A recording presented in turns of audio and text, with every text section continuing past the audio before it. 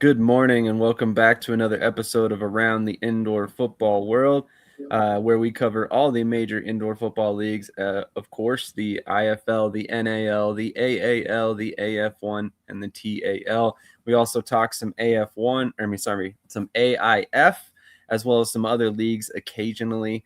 If you're a big fan of indoor football, you are in the right place. And I will ask you today, before we get started, do us a solid, hit that share button on your social media. So if you have other friends, family that are friends or fans of indoor football, they can check out this show with you and, maybe even drop their takes in the comments. But without further ado, we'll go ahead and get started and get right into this one.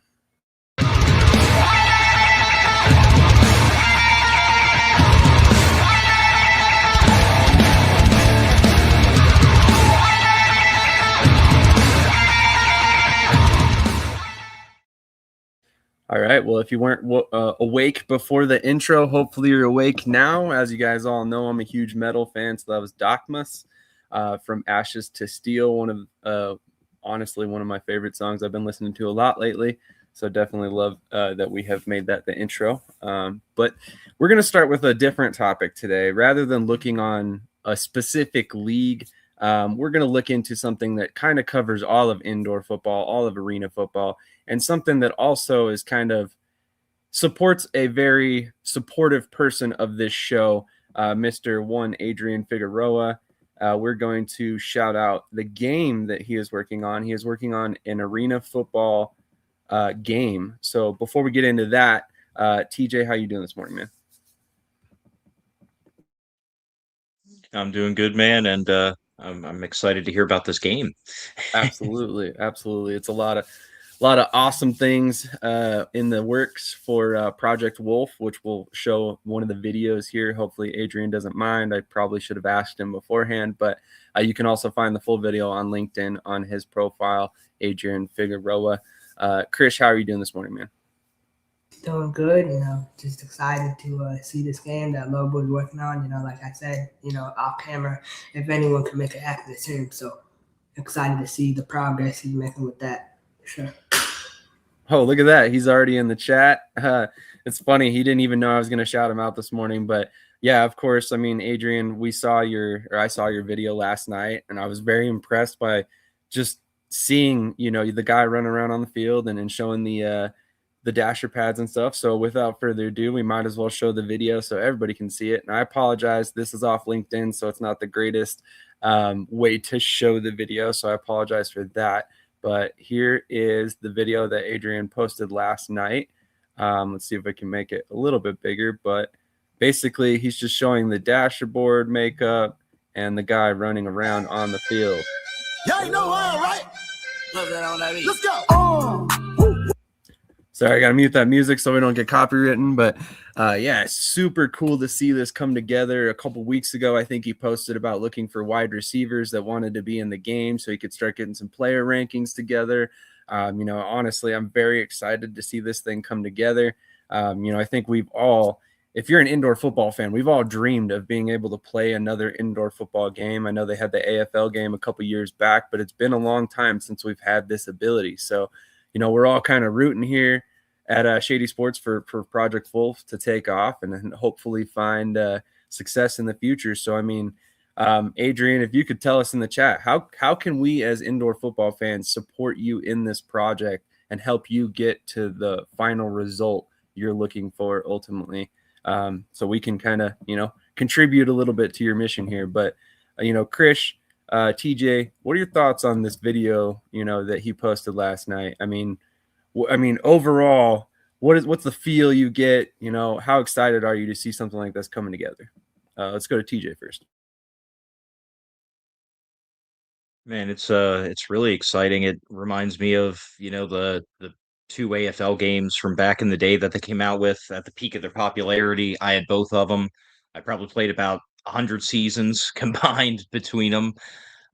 So this is really cool to see the dasher boards, the smoothness of him running around right now is impressive already. Just the graphics on the side of the screens and stuff. It's really cool. I think it has a lot of potential, and I really hope he gets to it because I'd love to play another arena game. It's been about what, like 06, 07, I believe was the last one they came out with. So yeah, it's been a while. We're due. We are definitely due. And for anybody watching, I mean, if you want to support this project right now, as of now, the big thing is getting eyes on it, as he's saying here. So, obviously we all want this thing to happen and we all want to support it. So if that's the case, go hop over to LinkedIn, follow Adrian, share his post. Definitely, if we haven't all done so already, I'm going to make sure I post this all over because honestly, this is really cool. But Krish, you probably have the closest relationship with Adrian of all of us. I mean, you've kind of watched this since day one. What are your thoughts to see it come to this point already? I think it's great for the sport, and one of the things that I really take from the video is him, like he does his due diligence on everything before he puts something out. So he's not just throwing a game together; like he's gonna make it the best. So I'm just really happy to see it kind of come together, and I think it's gonna come together really fast, and it's gonna be a really good product once it comes out. Love it. People already chiming in. Well overdue for an arena football game. As said here already, we completely agree.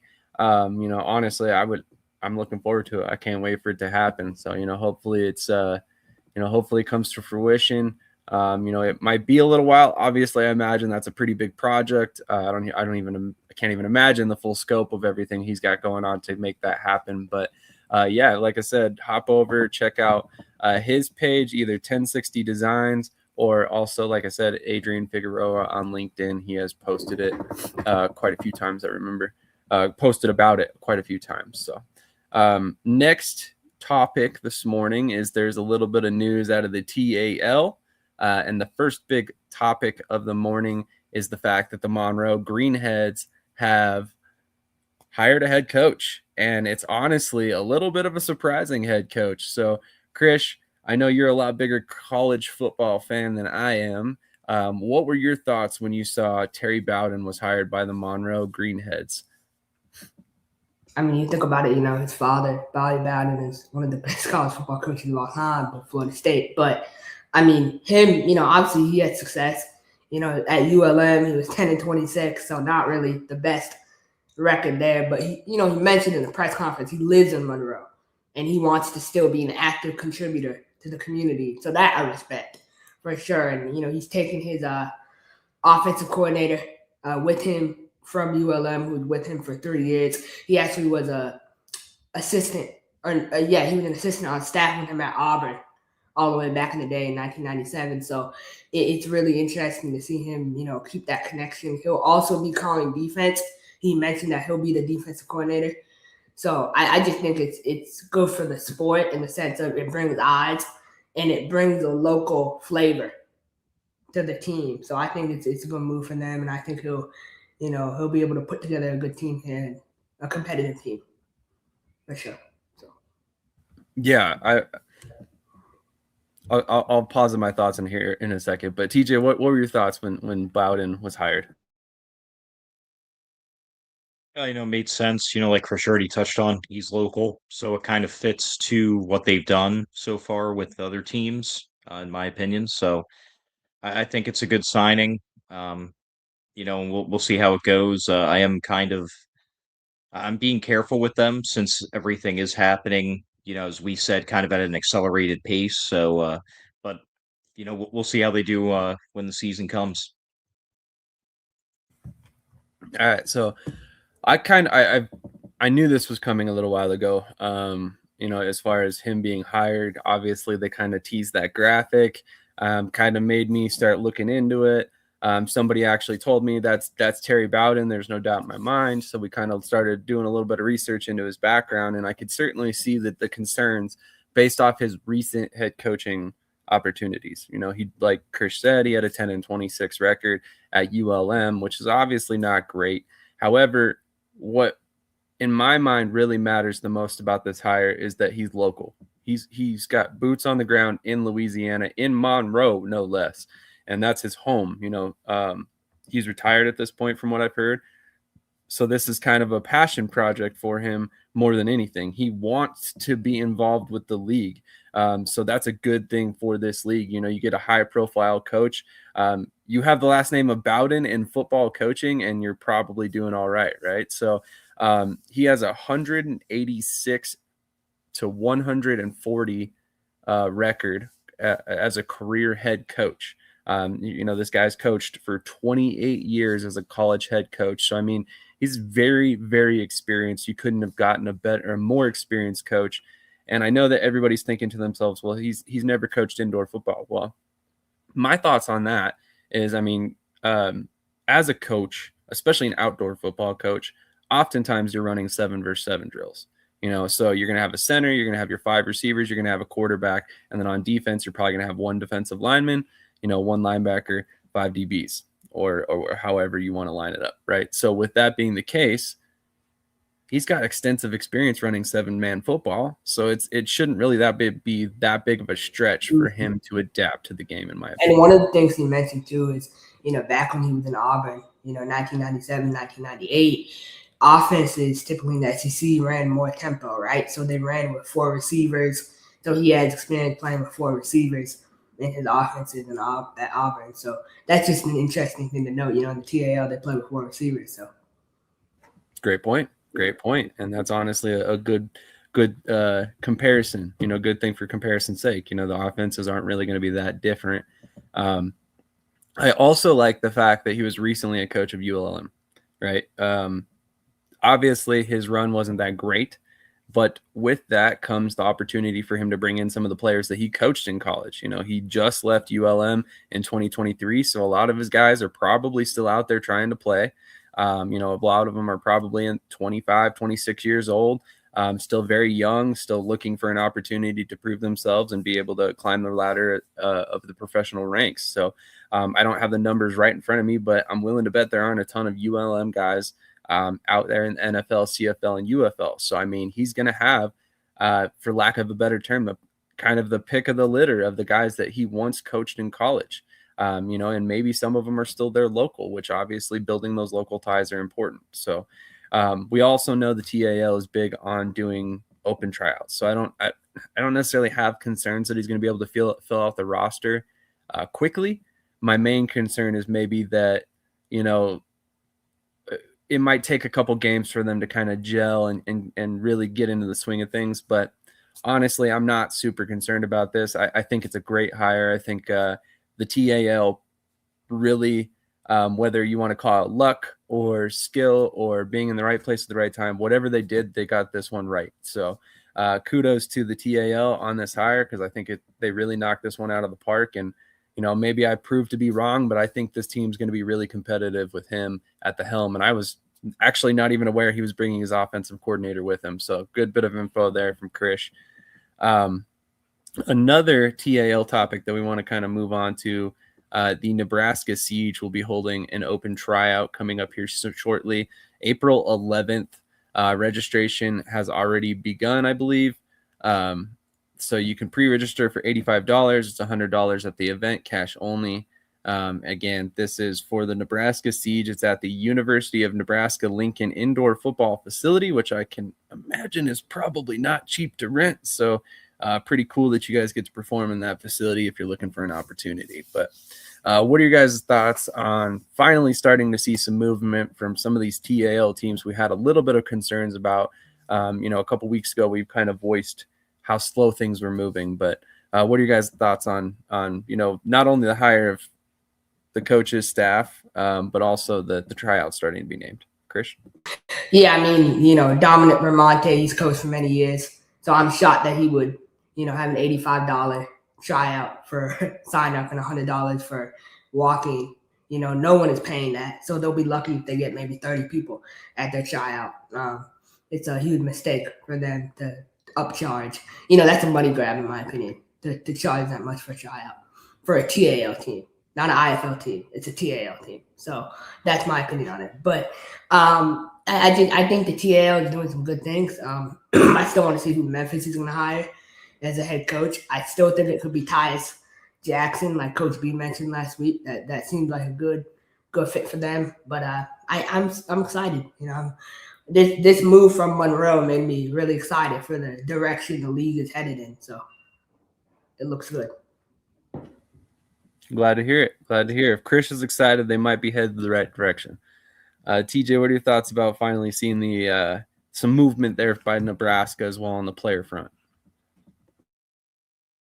Oh man, it's good, man. It means the season's gearing up. It's going to be starting soon, but it's just good to see all the teams start to really go. Like it was mentioned before, we were starting to not necessarily get concerned, but voicing concerns about potentially the product not being up to the standard that I mean, quite frankly, the TAL's been the past few years now. We were afraid that might take a step back, but them getting into it and everything now, this is good. Hopefully, you don't see any lag on the football field once the season starts. And you know what? I kind of have to agree with Krish. For the tryout, that's a little bit higher of a fee than I'd expect. Me personally, unless it's the IFL, even if it's the IFL, it should probably be a little bit lower still. But for the TAL, I could see probably like maybe 40 pre-sign up, 50 walk-in, but yeah, those numbers, that is a little high, but I mean, hey, it is what it is. That's fair. That's fair. And like I said before, I think that's probably in part due to the venue that they used. I imagine it's not cheap to rent the University of Nebraska Lincoln's indoor facility, but love it for our league. Some credible coaches mixed with young, talented coaches like Cam Bruffett and this league continues to get better. I agree, Coach Golston. I mean, honestly, huge hire by the league. And I told Tommy Benizio this weekend that I thought it was amazing they were able to get him there. So, definitely add some credibility, to a team that, again, fans were concerned about because things were moving pretty slowly. But Quentin Humphrey says, good morning. Well, 30 players at a tryout won't be bad. Like Sam said, the price of the facility is what may have been the reason for the cost.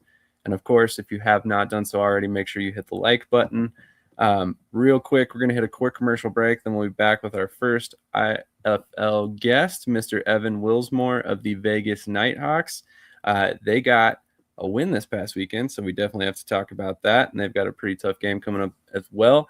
So definitely we'll be talking about that as well. Lots to talk about with Evan, including a book that he has recently published. So we will definitely shout that out as well if you're looking for some good reading material coming up here shortly. But without further ado, quick commercial break. We'll be right back.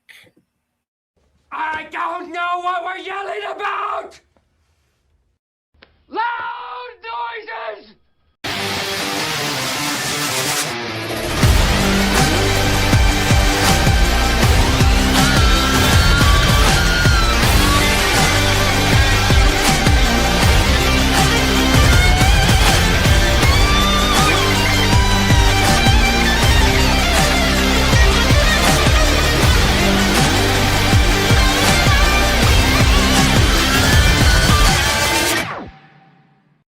The mountains you climb,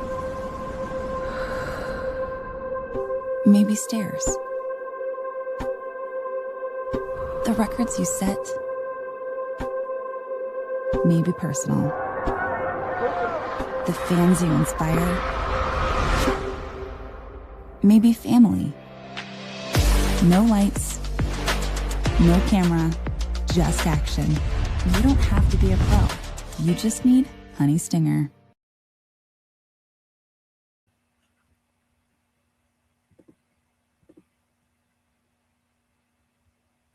All right, we are back with Mr. Willsmore. Evan, how you doing this morning, man? Can't complain. A bit early for my liking, but we're up. We're getting the day moving, and excited to be here. Thanks for having me. Definitely, thank you for joining us. Really appreciate your time as always. So, like I said in the lead up here, you've got a lot going on, man. I mean, obviously, I mentioned the book. I mentioned the fact that Vegas just got their first win. You recently got your championship ring from last season. There's a lot of different places we can start this off, but I wanted to kind of talk about your book first, because I think that's kind of a big moment for you personally and also for your career. I mean, I've been very lucky to kind of work closely with you, with News Hub, and then also kind of watch you join the Knighthawks, and you kind of inspired me myself. As you know, But with that being said, I mean, you've been able to publish this book about your career, your challenges, your journey to this point. Tell us a little bit about the book, and then where we can find it as well.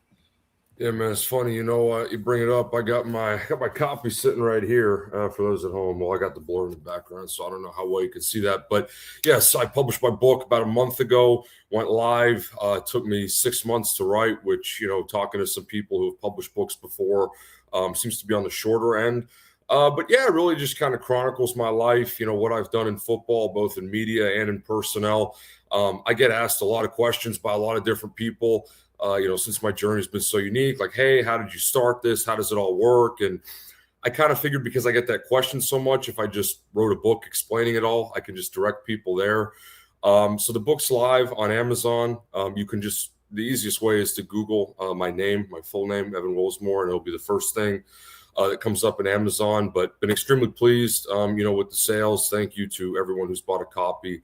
It's just really exciting to see everything come together. Obviously, I've been working hard on that for, several months now. So was the sole motivation for writing the book simply just, to answer questions about your career, or was it something you've always wanted to do, or when did this idea kind of come about for you? Man, I've always been a gifted writer in some sense. Like in my family, I was always kind of known to, write well, right? Like my parents kind of knew that I was gifted at that, and some other people. And so I always knew that I was capable of writing a book. I wouldn't say that it was always a motivation, but, when we won the championship in Vegas last year, that was kind of around the time where, the first thoughts were coming together. And then about a month after that championship, I kind of started planning, putting together some chapters, things like that. And then really just got into it. I kind of dived in head first, didn't have too much of a vision, but just kind of said, hey, here's what I want. This is what I want to talk about. Hopefully it ends up being this long. And I actually surpassed, the initial threshold that I had set. So, that was all good, man. It was kind of spontaneous, but, I knew I was capable of doing it. And I actually got it done a bit ahead of schedule. So. Very nice. Very nice. Well, I'm going to kick this over to our resident Vegas Knighthawks fan, Mr. TJ. TJ, do you have any questions for Evan? Yeah. First off, man, thanks for coming on the show. Secondly, I'm going to shift it more to football. You come into the season defending champs. You kind of have that weird weather situation in week one. And you guys fall just short. What was kind of the mentality after that Green Bay game, knowing that, a lot of opportunities were wasted, but at the end of the day, you guys came up a little short. Yeah, man. I mean, listen, we got a new group of guys this year. Green Bay's got a new group of guys. And so it's difficult to kind of start hot. I go back, my first season with Vegas was 24. This is the first time that we've lost the season opener in my time there, but it's never been easy, right? Like I go back, like I said, to 24, we beat Arizona on a field goal. Last year, I think we were down like 20 to San Diego. We had to come back in the second half. And then this year, we were right on the cusp of beating Green Bay. We came back in that one too, but at the end of the game, kind of let it get away from us. But it's just more motivation for those guys. I mean, you see, how we came out and played against Tucson. We had a bye to kind of readjust.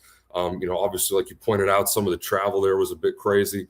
But those guys are hungry for it, and they just got to kind of learn and get better. I guess the phrase I always use is, teams that play better develop together, right? Or teams that play the best develop together, whatever you want to call it. And, as we get further and further into the season, I think you'll continue to see that because we're very high on the group of guys that we currently have. As you should be. Krish, do you have anything for Evan? Yeah, Evan, good to see you. One of my questions for you is kind of talk to me, writing the book. What's the one thing biggest learning lesson you would say you learned from the writing process? I would want to say take your time, but, I kind of got it done quicker than a lot of people do. But I guess, the biggest lesson I learned through that process, man, was just kind of let things come to you naturally. Don't force too much. Like if you want to put something in there, but there's not really a spot for it, then it's probably just best to leave it out, right? It might not be as important as you think it is. And so as I was kind of writing that book, I would throw some things in and then kind of take some things out. And at the end, I had a very nice, I guess you would say, concentrated flow on what I wanted. I can't even imagine, writing a book over a length of time like that and, rereading it and, kind of tweaking it as you go and, kind of trying to figure out the best process for you. So that's a process I don't think I personally could take on. So definitely kudos to you. Also, if you're watching, I dropped the link in the chat if you would like to check out the book. It is available via Amazon. And like I said, the link is in the chat. Go ahead and go grab yourself a copy, please, so you can support our buddy Evan here and then also in his journey, and then also hopefully help him continue climbing the career ladder. But speaking of climbing the career ladder, I mean, like you mentioned, your first year with Vegas was 2024. Following the 2025 season, you guys win a championship. So, I mean, obviously a pretty quick progression from first year in the job to, getting your first ring. So tell me a little bit about what it's been like, first of all, being a part of the Vegas Knighthawks, which is obviously a first-class organization, but then also learning from some of the coaches and the personnel there, around you. You got Mike Davis, Curtis Chin. We could go on for days about all the different high-level executives and coaches you got surrounding you. Yeah, man, it's been surreal. I tell people all the time, this is kind of the opportunity of a lifetime in some ways, even at this level, having an opportunity to, procure, I think that's the word, and develop. I think it's now up to 40 football players or something like that. I was looking the other day, I was looking at rosters across the league because, of course, now we've gotten through all the camps, everything's set. And it's really kind of a full circle moment because I look at all these rosters, and on every team, there's a handful of guys that, I've brushed shoulders with, again, not just with us, but, some of these guys elsewhere that, I've tried to recruit, I've been in touch with, maybe they've been in camp with us. In my book, I talked about the first guy that I ever signed in Vegas was Keyshawn Moore. And, that guy went on to be 2-time All-IFL with Quad City. A lot of people don't know that, but it's just these little tidbits like that. I kind of joked in the book. I said, well, once I saw the trajectory for that kid, I knew I was kind of in the right space. And there's a lot of those moments that are fulfilling. But you talk about some of the people that we have there in Vegas, and yeah, man, it's just it's crazy. Like obviously Mike, with his experience up in the CFL, he's done wonderful things for me. Coach Chin, who's been connected with Mike for it's like 20 years now. I don't want to speak for him, but they've known each other for a long time, and those guys look like clockwork. Hurtis just does the offense, and it's just really cool to see. A lot of our operation, I don't want to say it's become seamless, right? Because we're always navigating things and trying to be the best, but man, it really does come full circle a lot, and yeah, I can't wait to see what continues to come. Absolutely. TJ, do you have anything else? Yes. Kind of an opinion, a pure opinion question here, but being in the IFL, and we've been discussing it a lot, especially the last off season or two, about how the sport is really starting to gain popularity again. It's starting to get a lot of airtime, streaming interest, things like that. Being in the IFL, can you feel that kind of extra focus or that kind of popularity regaining in the sport? Absolutely. Yeah, no, I would definitely say yes. Actually last year, during the season, Jared Weidman, who now, is it Woodman or is it Weidman? But anyway, Jared, who's heading up the business division, for the IFL, was at some of our games and, getting a chance to kind of interact with him and, just kind of see where the league is progressing, because he's kind of become a face of this thing now and is doing a lot of good stuff behind the scenes. So I would definitely, say that it's growing. And of course, you look at some of these expansion franchises like Fishers was new last year.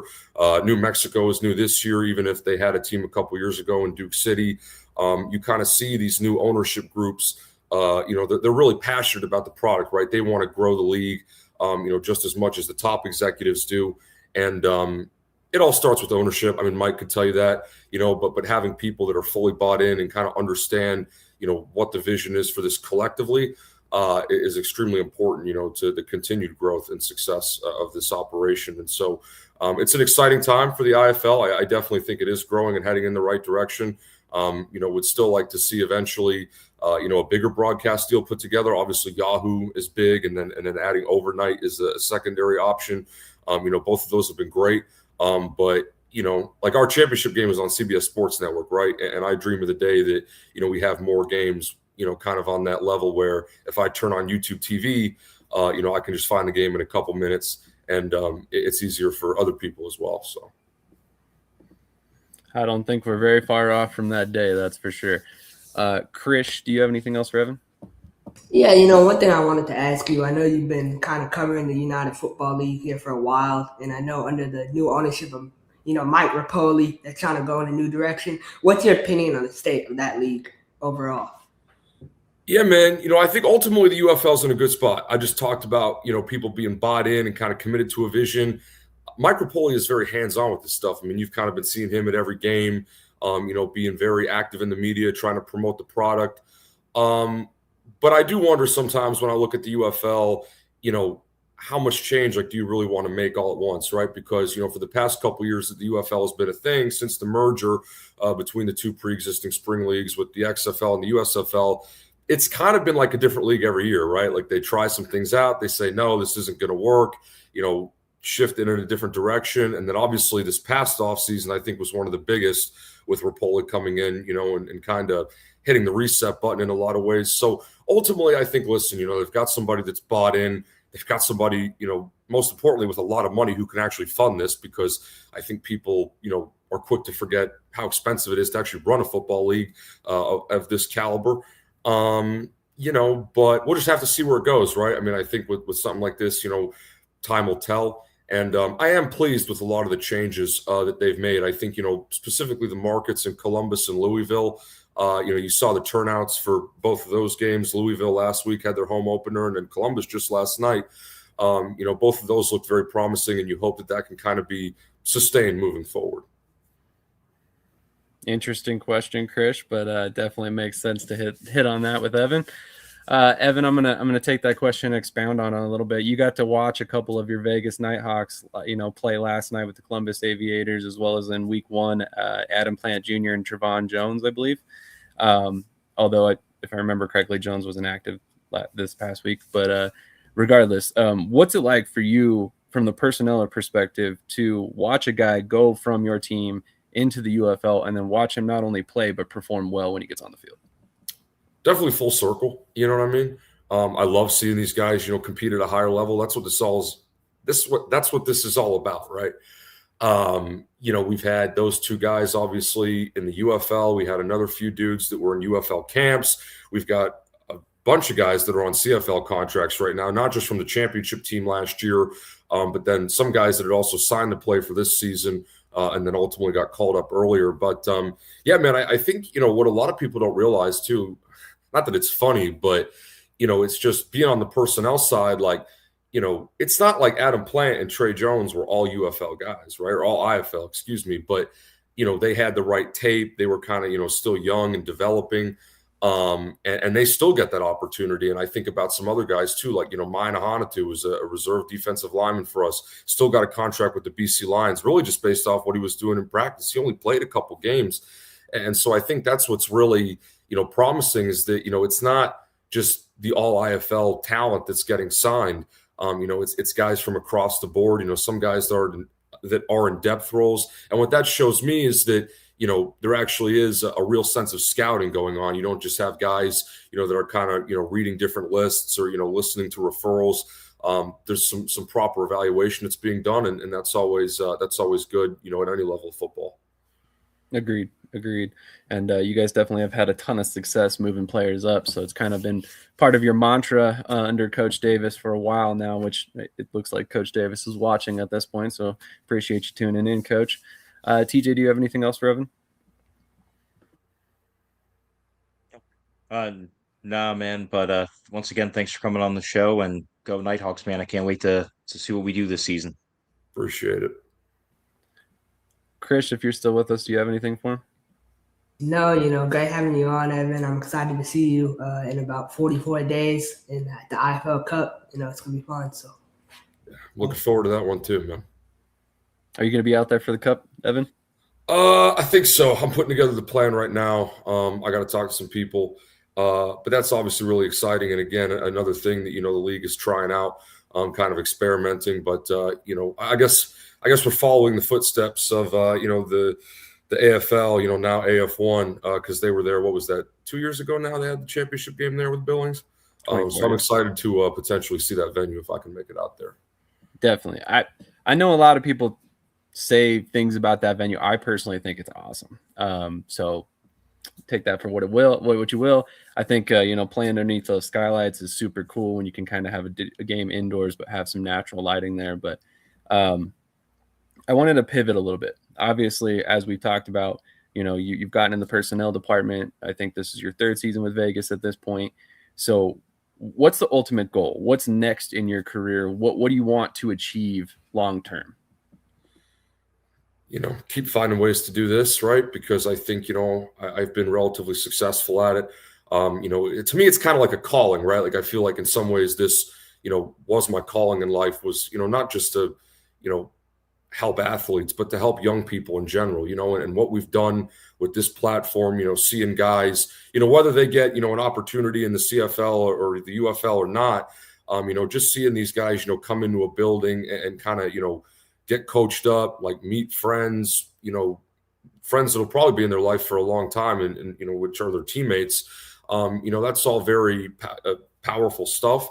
And yeah, man, I mean, I'd love to just continue to do this, whether it's going up to work in the CFL or, for a lot of people, the NFL is the end term goal. And I think I'm still, a bit of a ways from that, right? If we keep it realistic, but I do always have that in the back of my head. And then, nowadays, I mean, I've even explored, the route of like becoming an NIL agent. The college space is rapidly developing and it's kind of the Wild West, but you can kind of go in there without a lot of legislation and be able to help, these kids, find different opportunities. And some of that has to do with marketing, right? Not necessarily just like, bring guys to a team or whatever. But there's so many things, in football now that you can do as the sport has kind of grown and changed, even in just the past, 5 years, that there's so many things that you can do in this space. And so I keep an open mind, but I definitely, love being in the IFL. I love working with this league. And again, I love a lot of people that are a part of this. I've met so many great, again, not just players, but coaches and executives as well, who, I can give a lot of credit to, for, I guess, changing my life in a lot of ways. Absolutely. Well, I, for one, know you have a bright future ahead of you, regardless of where you end up or what you end up doing. Like I said, I've been able to, been very lucky to be able to be very close to you and kind of watch your ascent here. So I'm sure this is far from the end for you. And I have a feeling that there's probably a couple more rings in your future somewhere along the way. But with that, I kind of wanted to give you the floor, let you shout out anybody you wanted to shout out or, say hi to anybody or anything you might want to get off your chest before you get out here for the morning. Yeah, I don't think I got too much, man. Shout out to Mike. I know he's watching this, but other than that, I mean, I'll probably just, get on with my day here, and I got some work I got to take care of. So, yeah, I mean, again, I appreciate you guys having me on and, really appreciate everything you do for all these leagues. It's pretty incredible how you're able to keep up with a lot of this stuff. I know in these spaces, there's a lot of moving parts and, things shifting around, like not just in the IFL, but obviously, all the different leagues, arena leagues that you guys cover. So it doesn't go unnoticed. Definitely. Well, we appreciate that as well, man. And thank you for your time this morning. And like I said, best of luck the rest of the way. And, best of luck against Jacksonville next week, which maybe if I had scheduled a little bit better, we could have had you and Anthony on for a little bit at the same time. But I love Anthony. He's one of my good friends in this business. I'll be seeing him in a week, so looking forward to that too. Definitely. Well, thanks for your time this morning, Evan. Like I said, best of luck, and we're looking forward to seeing what's next for you. I appreciate it, guys. Definitely. Have a great rest of your day, sir. Omaha Beef Football, Prime Dancers, Rump Roasters, Slaughterhouse, are you ready? DJ next one. You ready? 3, 2, 1, go! Welcome to the Orange Kingdom. Yeah. Orange Kingdom. Welcome to the Orange Kingdom. Yeah. Orange Kingdom. Welcome to the Slaughterhouse where we run it. Yeah, we really want it. Beef Nation, girl, I'm shaking. Got a ring and we flown it. Prime chances be on it. I bet the competition's no opposition. We come to take and we done it. Ricky is the chief. Saying, let's go, beef. Welcome to the Orange Kingdom. Yeah. Orange Kingdom. Welcome to the Orange Kingdom. Yeah. Orange Kingdom. Welcome to the slaughterhouse. Orange and black. About to win this. Defense stays on attack. You on a hit list. Like you're blocking and dumping, jumping out the gymnasium. You want to see the best meet us at the Beef Stadium. Yeah. Orange Kingdom. Welcome to the Orange Kingdom. Let's go, Beef. Orange Kingdom. Slaughterhouse. Orange Kingdom. Prime dancers. Orange Kingdom. How many times a week? Like three or four times maybe. I gotta pump those numbers up. Those are rookie numbers in this racket. All right, we are joined by our second IFL guest of the day, Mr. Anthony Tanza from the Jacksonville Sharks. He might have some words for Krish this morning after a take that Krish had last week about how Jacksonville was going to lose to the Naz Wranglers. I don't like to brag, but I may or may not have been the only person that picked the Sharks last week. May or may not have won some money on that as well, but we'll discuss that another time. But Anthony, how are you doing this morning, man? Doing great, guys. Hope you guys are having a wonderful Easter weekend. Not just one take that Krish had. There's multiple takes throughout the offseason that I got a gripe with, but we'll hold those receipts till after the season. That's fair. That's fair for sure. So I'll let Krish start this one off because he's got a little atonement to do for his take last week. Go ahead, Krish. No, it's good to see you, Anthony. My question for you is kind of going into the offseason. What's the biggest area or position group you sought out to kind of improve, you would say? I think just improving upon the youth, again, of our team. Again, you pick and choose on certain vets, but then a big emphasis you've heard from different people is also the O-line. We went younger on the O-line, as you see.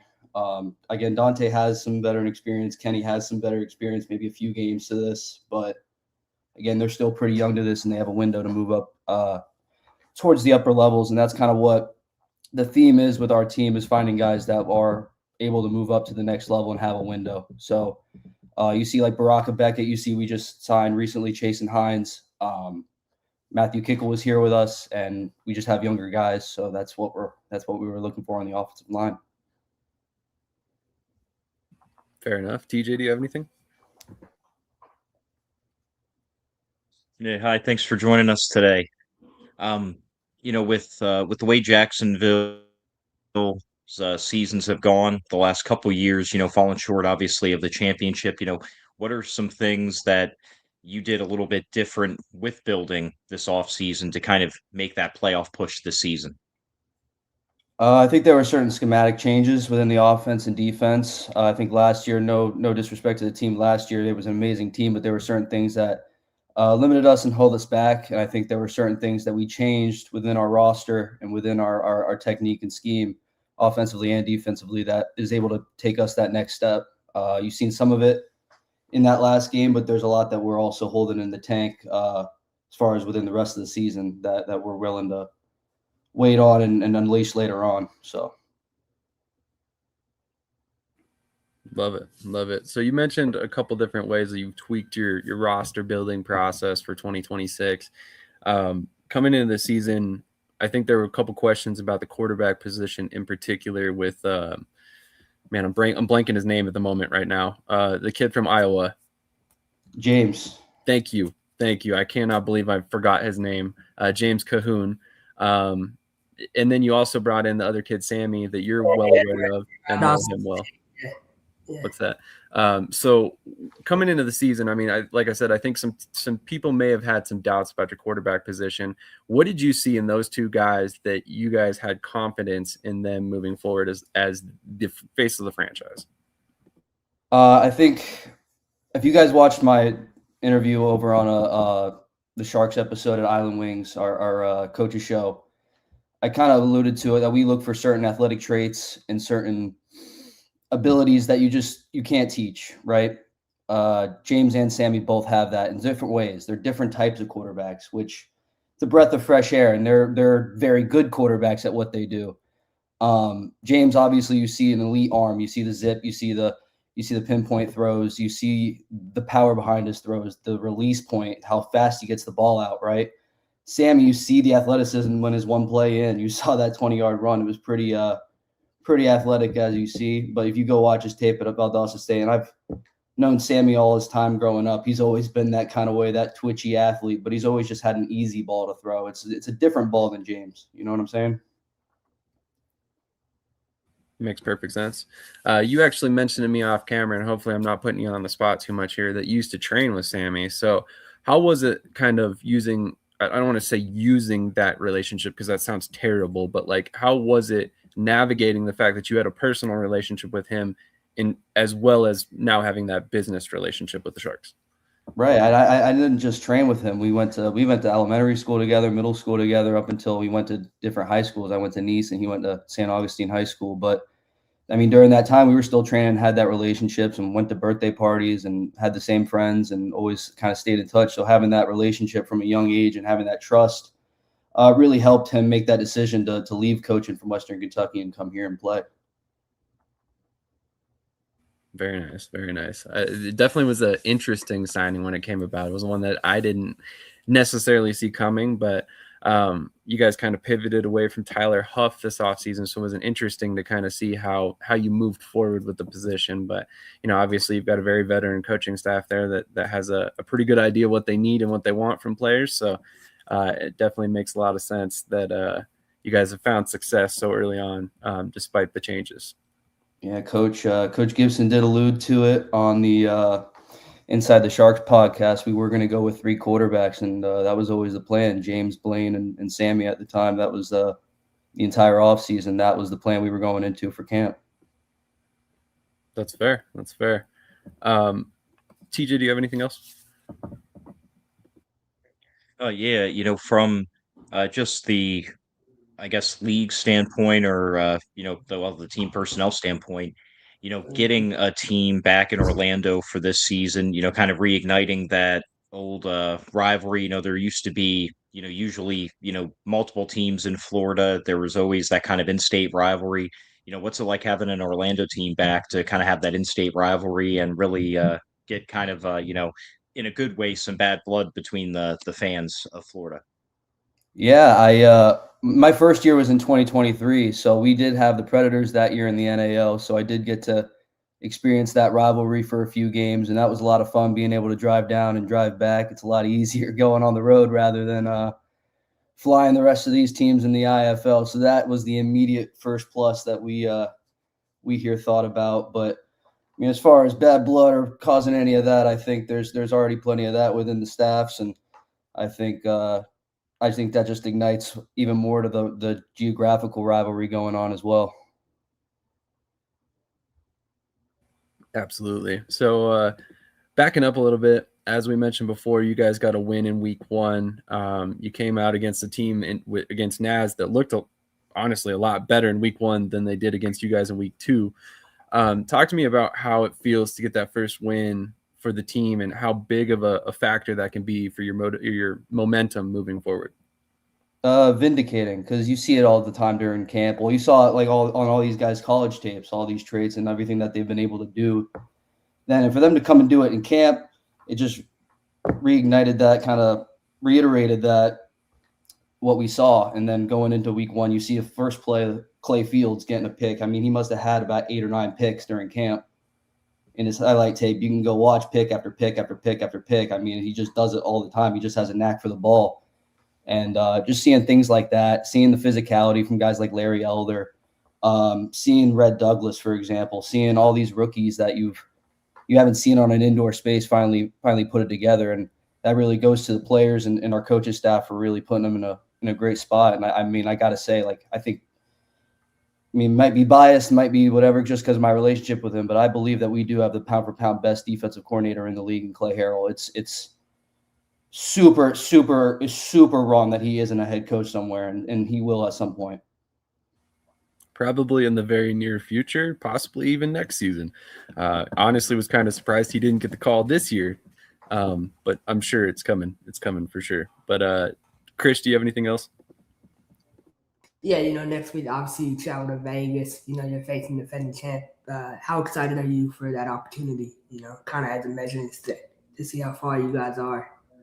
Yeah, absolutely. I think it's going to be a good test for us. I think with a lot of our guys, they do want to move up to the next level, and you see one of these upper teams in Vegas. We have Orlando coming up before CFL camp start in May. So I think a lot of these guys want to put on really good tape and really get the exposure, especially with these games being on Yahoo Sports coming up. And a lot of teams are going to be having their eyes on these guys. So it's going to be good for everybody to really get the opportunity with that for sure. Only Mike Davis would say this. Pound for pound, he is the biggest DC. Well, he is the most technical as well. So, I mean, maybe true, but yeah, he definitely deserves a head coaching opportunity, and I think Coach Davis would firmly agree. He's probably just making a joke. But talk to me a little bit about your success moving guys up this offseason. I think we've seen, correct me if I'm wrong, at least 3 players sign with CFL teams, a couple more with UFL teams, if I'm not mistaken. You guys have had quite the run of success, bringing guys in, developing them, and then moving them out. So how have you kind of helped? What has your part in that been? And then how have you kind of helped, develop that those pathways to the next level? In a sense, for me, I mean, it's nice to build these relationships with a lot of these other teams in these higher leagues, CFL, UFL. I mean, you see certain teams are going after our guys, but honestly, I only can do so much. It's really the players that put it out on the tape. You know what I'm saying? They're the ones that do it, right? I find these players too, just the same way as these other scouts do. So for them to be able to earn those opportunities is really just a testament to their abilities at the end of the day. Absolutely. TJ, do you have anything else? Yeah. You're part of one of the upper echelon organizations in terms of teams that have been around for a while, which unfortunately is kind of a rare feat in this sport. What kind of added pressure does that give really you and the team, knowing that you do have a history of championship appearances, championship wins, as opposed to, your average franchise just starting out? I don't think it's necessarily pressure. I feel it's necessarily more, we feel a larger backing behind us. I mean, you see the fan base we have and the kind of backing we get, and it gets loud in Jacksonville. So rather than pressure, we see it as more confidence from our side. That's fair. I wanted to compound on my question a little bit about elevating players. Who's a guy that you see on the roster this year that may not necessarily be the most obvious pick for fans at home on who could potentially make it to the next level? That's a good question. I mean, there's a lot of guys. I mean, you could say basically anybody on the defense. You could say a lot of these young receivers. You can say,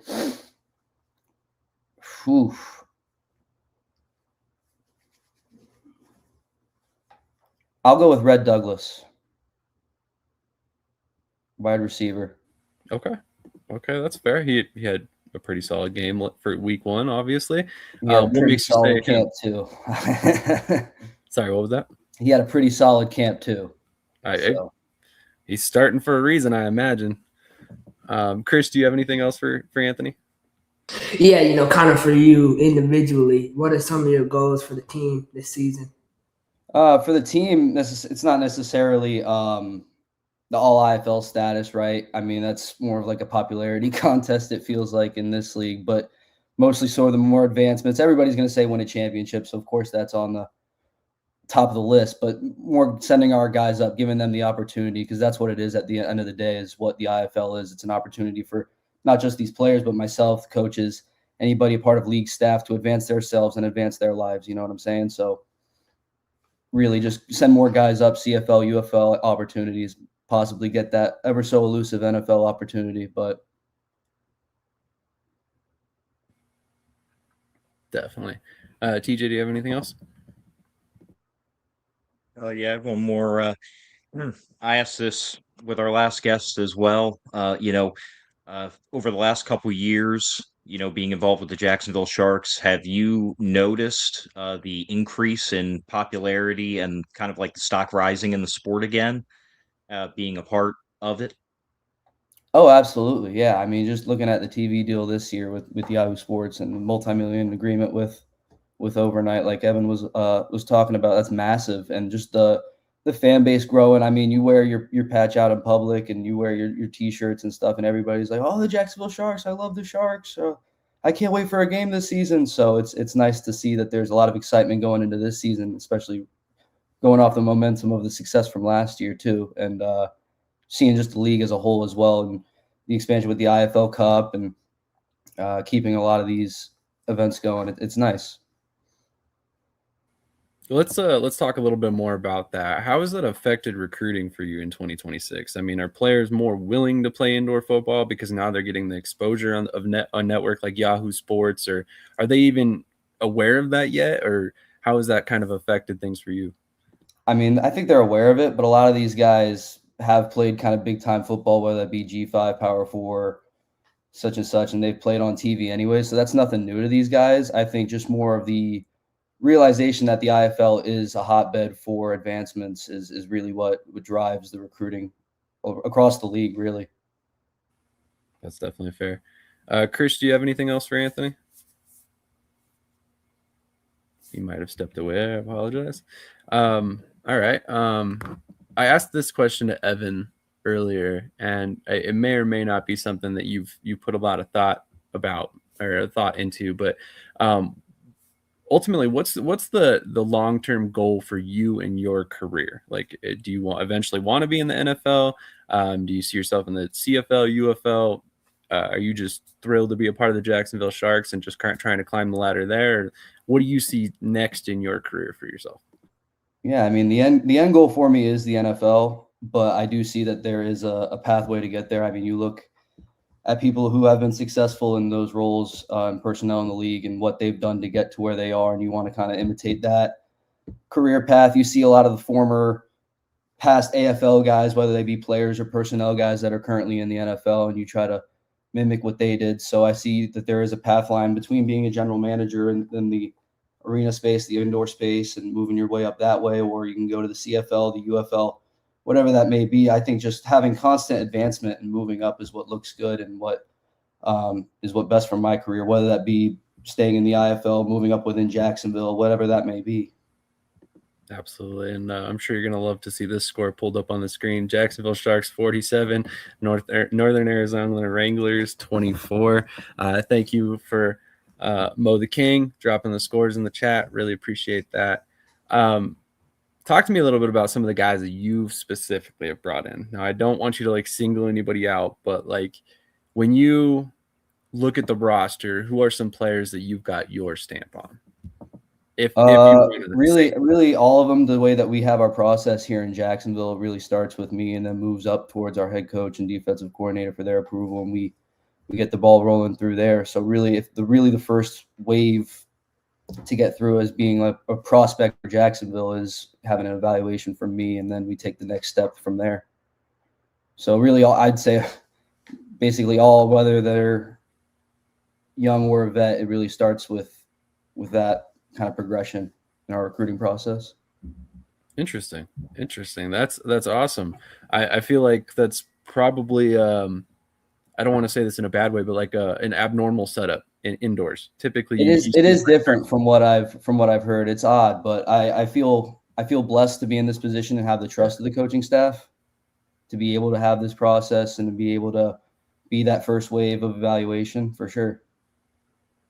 That's fair. So we got a question from Mike Davis, and this is, I don't think this is any shade involved. I think this is a legitimate question, but do you have any connections to help players move up, or are they kind of doing it based on their own film and connections? No, absolutely. I go on the road as well, just like Evan. I mean, Tropical Bowl last year, the American Bowl this year, the Hula Bowl, and then this year I went to the Senior Bowl.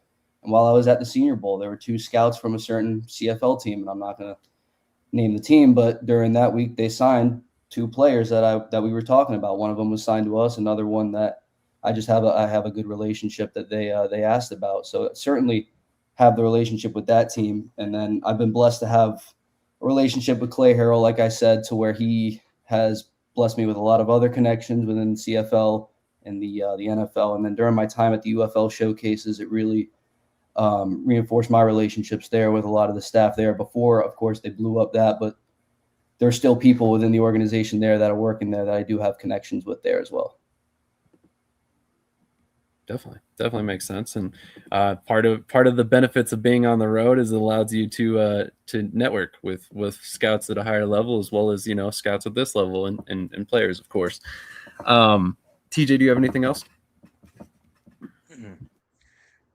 Nope, I'm all out, but thank you again for coming on the show, and good luck for this season, minus the games you go against Vegas, because I am a Vegas fan. So appreciate that. That's hilarious. You would say that. Krish, do you have anything else for Anthony? No, good to see you, Anthony. I appreciate you coming on. I'm excited for our game coming up here soon. So yeah, absolutely. Me too. Definitely got actually, ironically, you have a stretch of games against TJ's team, Krish's team, and Cody's team. So I kind of just root for the IFL in general, but I guess I can be the resident Jacksonville Sharks fan.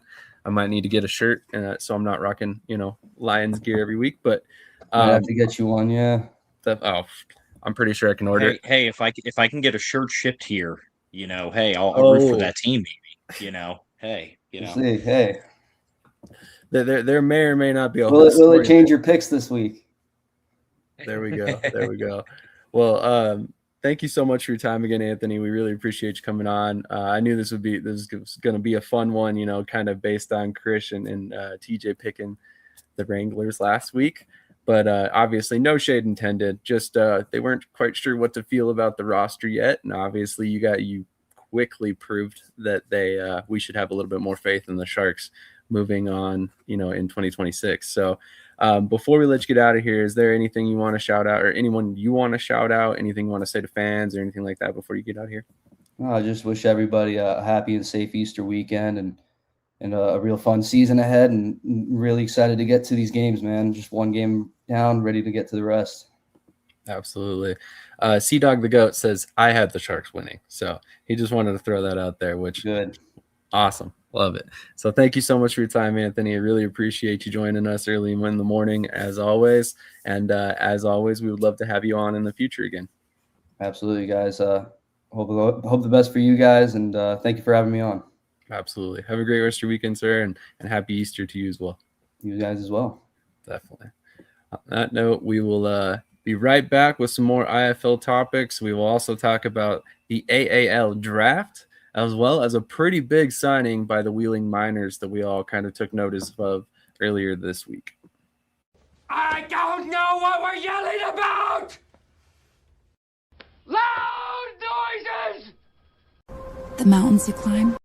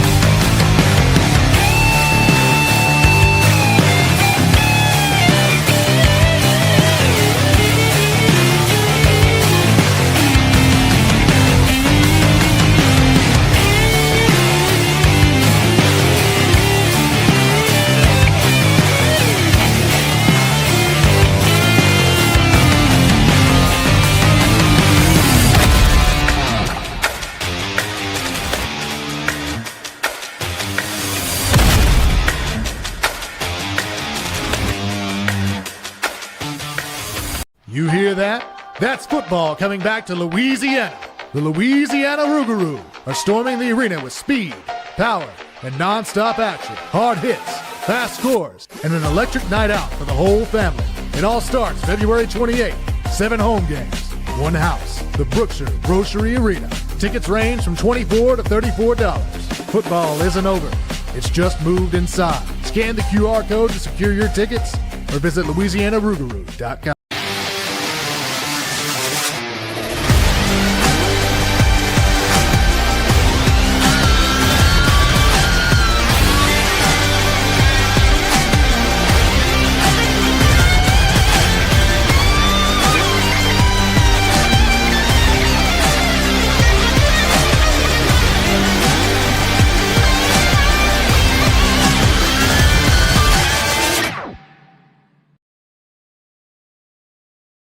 All right, so we have a ton of comments to get to, so I really want to kind of roll through them real quick. So give me just a moment, everybody. I imagine this might get a little long-winded because there's quite a bit of conversation going back and forth in the chat. So Ben McToy says, crazy Omaha has a theme song. Omaha's got a little bit of everything, right? Adrian Figueroa says, I hate this commercial so much, yet I find myself singing it every Saturday. Orange Kingdom. I sing it every time we play it too. Don't worry. May need to cancel it as it hasn't worked out well this season. Man, Coach is coming with the spice this morning. Coach Adrian laughing at Coach's comment. Mike Davis, too early, Ben says. And then we've got a ton of comments on the NFL. Paul, I believe you may have reached us by accident. We love to have you here, and we hope you love indoor football as well. Although judging based on your repeated comments about hating domes, you probably are not a big fan of indoor football. But if we can change your mind, stick around, man. We would love to talk to you more and give you a little bit more reasons why you should be watching indoor football. Because trust me, you may not like domes, but how do you feel about wide receivers catching passes over the wall? Because trust me, you'll enjoy it. Roger Beck checking in. Good morning. Draft coming soon. Sea-Dog the GOAT is a little bit confused, I believe. He says, I personally don't see one happening, but if it does, it would probably be 5 to 10 years from now. Sea-Dog, he is referring to the American Arena League draft, which is actually coming up in 15 days. That will be live right here on Shady Sports Network, thanks to the good folks over at the American Arena League. They are flying us in to cover the event. So TJ, myself, and Cool McCain will be on site to cover the draft. It's going to be very unique.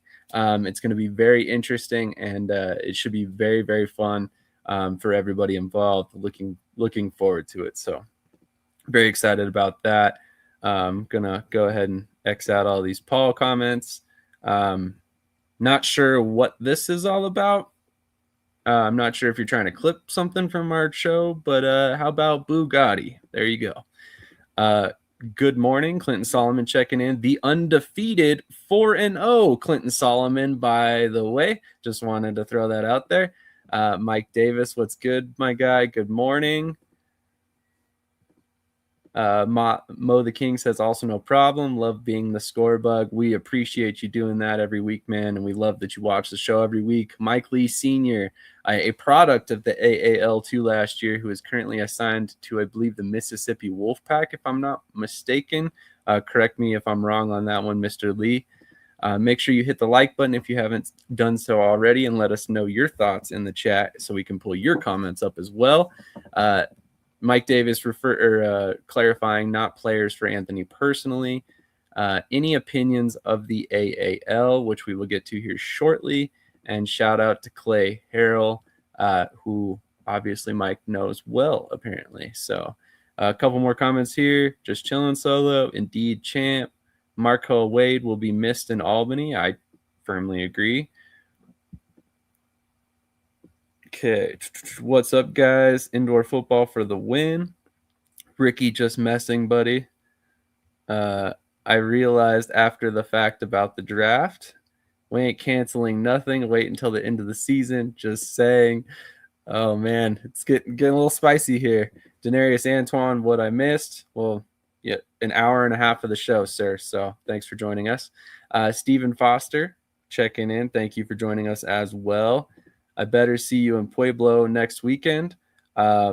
Next weekend, I will be in New York. So unfortunately, I will not be at the Pueblo game. You saw the commercial for Pro Level Combine. I will be covering that event in person as well. Kind of got a really busy month going on this month. So I'm going to try and make more Pueblo games. I just haven't had a chance yet. So I'm ready for an exhibition between Vegas Knighthawks and Pueblo Punishers. Coach Solo. No, all the respect in the world to Coach Solo, man. I was wrong about the team, but if Vegas played Pueblo, someone would die. Like, there's levels to this. So let's not do that, man. Let's not. Krish loves to think that everybody in the I want my Pirates to play Coach Solo and Coach Day. Like, that's what I want. I would love the Pirates to play anybody in another league. So when they get smacked in the mouth, Krish can eat his words. But bro, we would have Solo tapping out at halftime, man. I don't know about all that, but it's Respect. okay.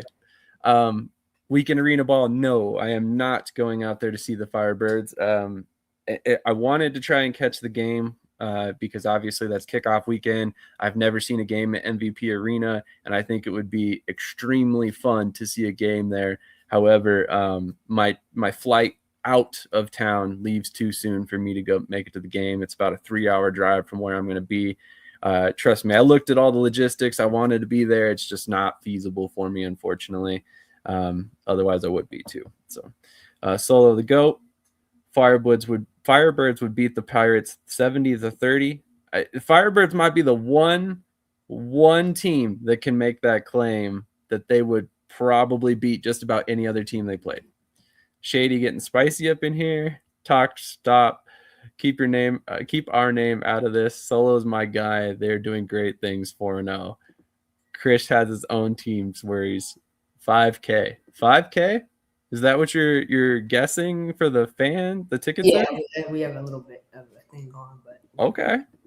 That's unfortunate, obviously. Hopefully they get a little bit more movement on that. But back and living his own delusion, man. We're gonna have 10K, man. It's about to be 10, 15. It might be sold out. Who knows? So just keep watching, man. So I guess we will see. I forgot to mention, I dropped a link in the chat a little bit ago. I'll go ahead and drop it real quick one more time. The Jacksonville Sharks are doing a charity drive. It is for a young man who passed away due to a health ailment, and they're trying to do what they can to help raise some money for the foundation that is trying to help this condition out. So I just shared the link in the chat once again. If you could click over there and show your support to a great cause, we really appreciate that. And one thing that I have not shouted out so far this episode, and I know I need to do it every episode, is our giveaway. So if you have not heard about this, you can win a piece of the Sioux Falls Storm turf. I literally have it under my feet right at this moment. And all you have to do is a couple very easy and free steps. Follow Indoor and Arena Football History on TikTok or Arena and Indoor Football History and News on Facebook and find the contest keyword. He has been sharing it regularly. Join our mailing list at shadysportsnetwork.com. This just keeps you up to date on all of our articles that come out and any sort of updates that we may have on the channel. Comment contest keyword live during this show any Saturday throughout this season. I think we'll probably keep this going at least throughout the IFL season. We haven't had a ton of entrants, so you have a really good chance of winning if you enter now. And there's one final way that you can enter. And I'm going to drop the link in the chat for that now. If you donate to Sammy Strong Foundation, any amount of money, all you have to do is take a screenshot of the final window where it thanks you for donating, send it to us, and you are automatically entered in our giveaway. No other steps needed. We hope you go ahead and follow us on all social medias and stuff like that we were asking for. But if you don't, who cares? You donated money to a cancer foundation, and we feel that's more than plenty to be added to our giveaway. So what's the beef between Mike Davis and Krish? It's all really, hey, Coach D's my guy, but we're over here in Orlando, Mass. We're focused on the task at hand, man. We don't worry about 42, 44 days. We'll let them worry about that. So that's not, that comment misspelled everyone and Krish. That is true. It did indeed. That's hilarious. Tucson Sugar Skulls versus New Mexico Chupacabras tonight. Green Bay Blizzard versus Iowa Barnstormers Saturday on overnight. Love that you're throwing in there the channels that they are being played at. That's even better. So definitely on that note, a couple more topics to touch on today. And one of the big ones was, of course, Smoke Monday has returned to the Columbus Aviators prior to this past game. Obviously, as we all know, he previously played with the Orlando Pirates. Krish, was it for 2 seasons? Or 2026 would have been his second season? One season. Yeah, okay. So 26 would have been his second season. So he joins the Columbus Aviators once again, joins basically indoor football fans UFL team, as I've mentioned on Twitter. They have a ton of different players from indoor football teams around the world, whether it's Southwest Kansas Storm, Vegas Knighthawks, Orlando Pirates, even some Carolina Thunder players on the roster as well. So definitely, if you're a fan of the UFL and you don't have a team yet, let's all root for the Columbus Aviators. But congratulations to Smoke Monday on that. The Pirates also made another transaction, and I'm sure you have a lot of thoughts about this, Krish. I mentioned in our group chat this is a really good signing for the Pirates.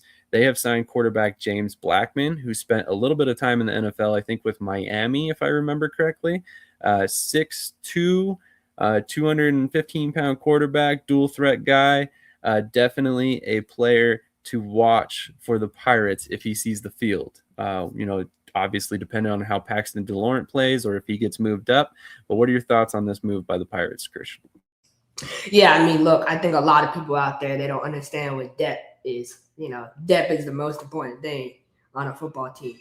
How deep you are. And so, Paxton, man, I'm so excited to watch him continue to develop. 84% completion percentage. I see that coming, man. That's a bunch of bullshit. You're out there wearing a Pirates polo and you want to, talk shit, but that's what it is. So I'll see you in 44 days too. But so for me, like I'm excited about this move. He's going to come in. A lot of people say, oh, man, he hasn't played in 4 years. You know what? This is what this organization is, man. Jawad has always been, I'm giving guys second chances and opportunities to come in and develop themselves as people and as football players. So I'm excited for James. I can't wait to have him on, on the team and can't wait to see what he's going to do. He's going to elevate the room. I believe we have one of the best quarterback rooms in the league now. 100%. Maybe you can enlighten me. Who was the backup quarterback after Talia signed with the Gamblers? We didn't have one.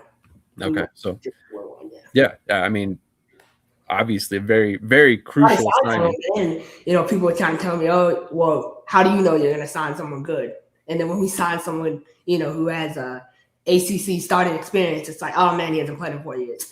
The narratives and just the constant, backlash is crazy. I told you we would sign someone good. So now you're just jealous that we have a good backup quarterback. That's it. That's all it is. Certainly nothing to be jealous about. I mean, there's plenty of good players out there, but James Blackman is a really good one. I'm honestly surprised to see him playing indoors. I honestly wasn't sure if he was going to play anywhere again. And he may have a little bit of rust to knock off, but trust me, he's still been, training and preparing as if he was trying to be in the NFL. A lot of these guys do. And then it comes down to them being, contacted for the right opportunity for them to play. So with that being the case, TJ, what are your thoughts on James Blackman heading to the Pirates? Yeah, man. I mean, he was pretty good in college, but, being out of the game for a few years, it did kind of surprise me that he got signed. But I mean, again, you go back and you look at his film, he definitely has the talent. He's a prospect. Like Krish noted, that's what this league's about, opportunities for guys that if the sport didn't exist, may just be out of the game, but instead now, he's able to be given a chance. So hopefully he does well in his role, and we'll see how they do. I still want the Pirates to lose though. Looks like we are joined by Cody for the tail end of the IFL section. Cody, how you doing this morning, man? Steamwheelers by a billion. That's all I have to say. Okay. Well, he's here, and he made a statement. I'm responding to this too. I'm not ducking no smoke this morning. 15-26 record. Hey man, he had a bottom offensive line in the ACC all 3 years.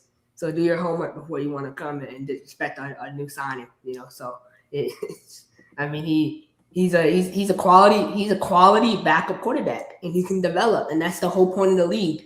Why do we have the indoor football league? For guys to develop. We've had 2 personnel guys on this morning to talk about that. So I just don't know who else we would have signed. It doesn't. And he played college football with Nyquan Murray too. So That's an important note. I am willing to bet that had a big factor in him deciding to come play, first of all. And second of all, again, he probably has some Florida ties. I don't know exactly where offhand he's from, but I'm willing to bet if we looked into it, he's probably a local to Florida. So that obviously helps as well. Plus, let's not discount the fact that from a promotional standpoint, the fact that he played college football in Florida is definitely, there's a value to that. So, but we'll go ahead and move on. There aren't really a ton of subjects to touch on other than that in the IFL this week, but we will go ahead and do our bets and our picks. Give me just a second to pull up the odds. Cody, do you have any thoughts, feelings on any subjects this week that we have not touched on as of yet? I don't know what you guys have been touching on. Well, that sounded gross. Pause. All right, sorry about that. Well, we have not been touching on much. No, subject-wise, honestly, we focused primarily on the Jacksonville Sharks and the Vegas Knighthawks due to our guests. We did discuss briefly, obviously, the James Blackman signing. So what are your thoughts on Blackman signing with the Pirates? I mean, you needed a quarterback at some point because if De Laurent goes down or anything like that. Did they say, was it Murray or was it Owens? They're saying that was going to be like the backup if he went out against New Mexico. I can't remember which one they said. But one of them was going to, or maybe it was even Puka Williams. One of them was going to have to play backup quarterback if he went down. So overall, they needed someone. And I don't know. I mean, I don't know him enough to have a big enough thought to be like, yeah, he's going to light the league on fire. He's no Trayvon Boykin, I'll tell you that much. But at the same time, we'll see what he can do. Like Krish said, if he's a good enough backup, then that's all you really need. So if De Laurent's going to carry the torch, then let him carry the torch and let Blackman be the backup. That's fair. And then the other main subject we covered this week was the Columbus Aviators have brought back Smoke Monday. Any thoughts on that one? And the other thing is too, Vegas and Tucson, the game on Sunday. Last weekend, Sunday. What about it? Just like, just the way the game went and kind of, the tale of two halves. Oh, gotcha. Yeah, we can definitely discuss that if you'd like. I mean, Smoke Monday back to the Aviators is good. Anything to get indoor football guys to the outdoor thing. Again, we all know that the IFL is a developmental league, which good and bad. I mean, you definitely want to have your stars. It's one of the things I've always talked about is who is the face of the indoor football league. But if they're going to get guys into the outdoors, CFL, UFL, NFL, whatever the case could be, then do you really need a face or is it just the league overall? So kudos to Smoke, kudos to anyone that has made it from the indoor ranks, IFL, NAL, AF1, anywhere out to the outdoors. I mean, your tape and your talent is showing. Another name too, just a shout out while we're on the subject is Jariah Branch. He's a left tackle for the DC Defenders. He had a great game last night, former Pirate. Isn't it Johari Branch? That's Johari Branch. Johari. I mean, damn, man, you don't even know your own player's name? Right. I know him personally, so hey, don't knock him. Don't knock him for not knowing his players. I mean, you don't know Jaleel McClendon. Yeah, we won't even discuss that. We will discuss that actually. No, don't ever correct me when it comes to our players' names. But I know our guys better than anyone. Yeah. So we won't correct you when you call him. The point is he Jared Yatim. I saw it. Come on, man. I saw him go one-on-one. I believe he went on one-on-one with Adam Plant for a rep. So I saw how that went. And so I'm just gonna leave it at that, No, honestly, you pointed him out. Johari Branch was shouted out by the broadcast. Where did Adam Plant start his career too? I hear about Adam Plant. Where did he start? How did he get in the indoor football league? I don't know.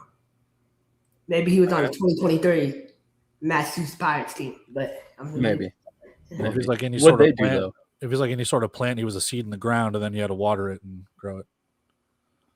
That's he was a junior, so he was probably a seed at some point.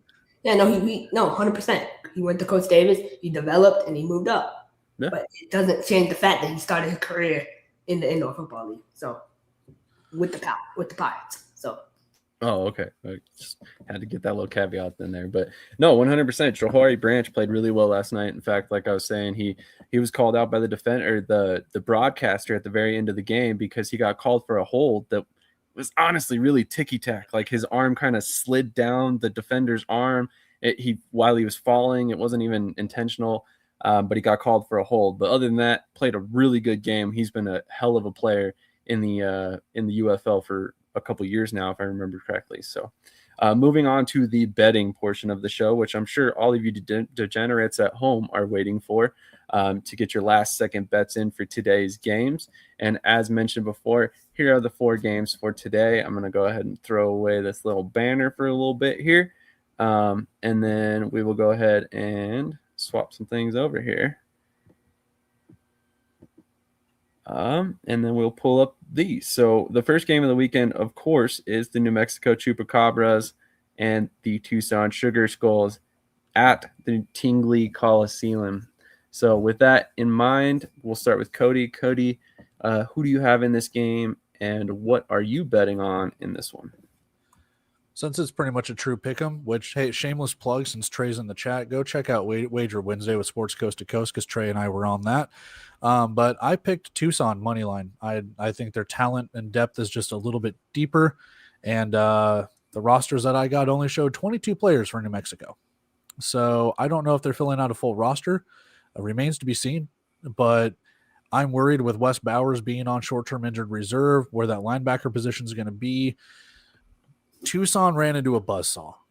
They ran into a very pissed off Vegas team that lost to Green Bay. They had a bye week to lick their wounds. I can't necessarily fault Tucson. Now, New Mexico did play Orlando very close as well. They had a chance to send it to overtime, potentially win the game if the score bug was correct. So New Mexico in their own right is a pretty good team, but is it enough for Tucson? I don't know. It's a very close game. There's a reason it's a pick 'em. I'm just going to Tucson. I think they're just a little bit more. I think they're a little bit more complete. Fair point.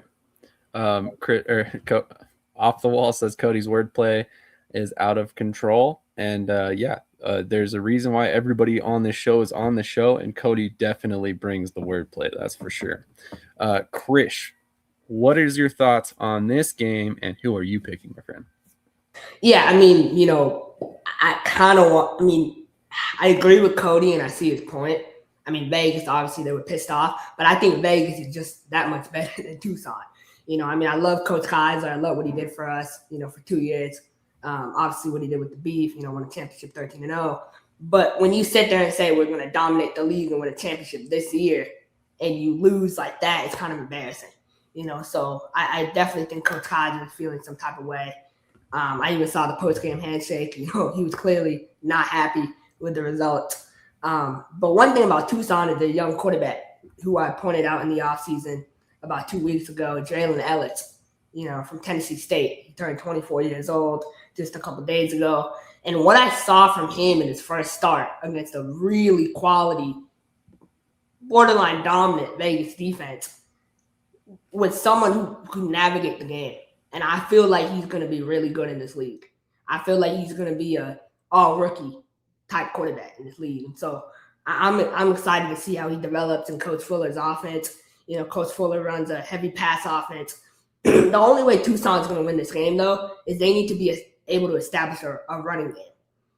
I hope Ben McCoy's on here. He's been talking all this time. Brandon Mackey's going to dominate the IFL. Brandon Mackey this, Brandon Mackey that. Brandon Mackey was a ghost on Sunday. I haven't heard anything about Brandon Mackey. Same thing with Trey. Brandon Mackey's going to dominate. Brandon Mackey this. This is not flag football. This is the indoor football league. So there's levels again. But I think -3 rushing yards are not going to win you any game against any team in the league. Any. So they need to be able to establish a run game. I don't know if they go more heavy with Tyler King or what, but when my boy Tavion Thomas gets off short-term IR, I think that will help the running game, in my opinion.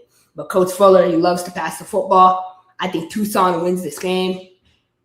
I think they win this game by 4 points. Tyler King's not on the roster from what I saw. They only have Brandon Mackey at running back. Oh my God. They added Javian Lofton Wilson to the wide receiving room though. That's crazy. Okay. that cut Tyler King. Cody, just to double check, you did pick Tucson, right? I picked Tucson. Okay.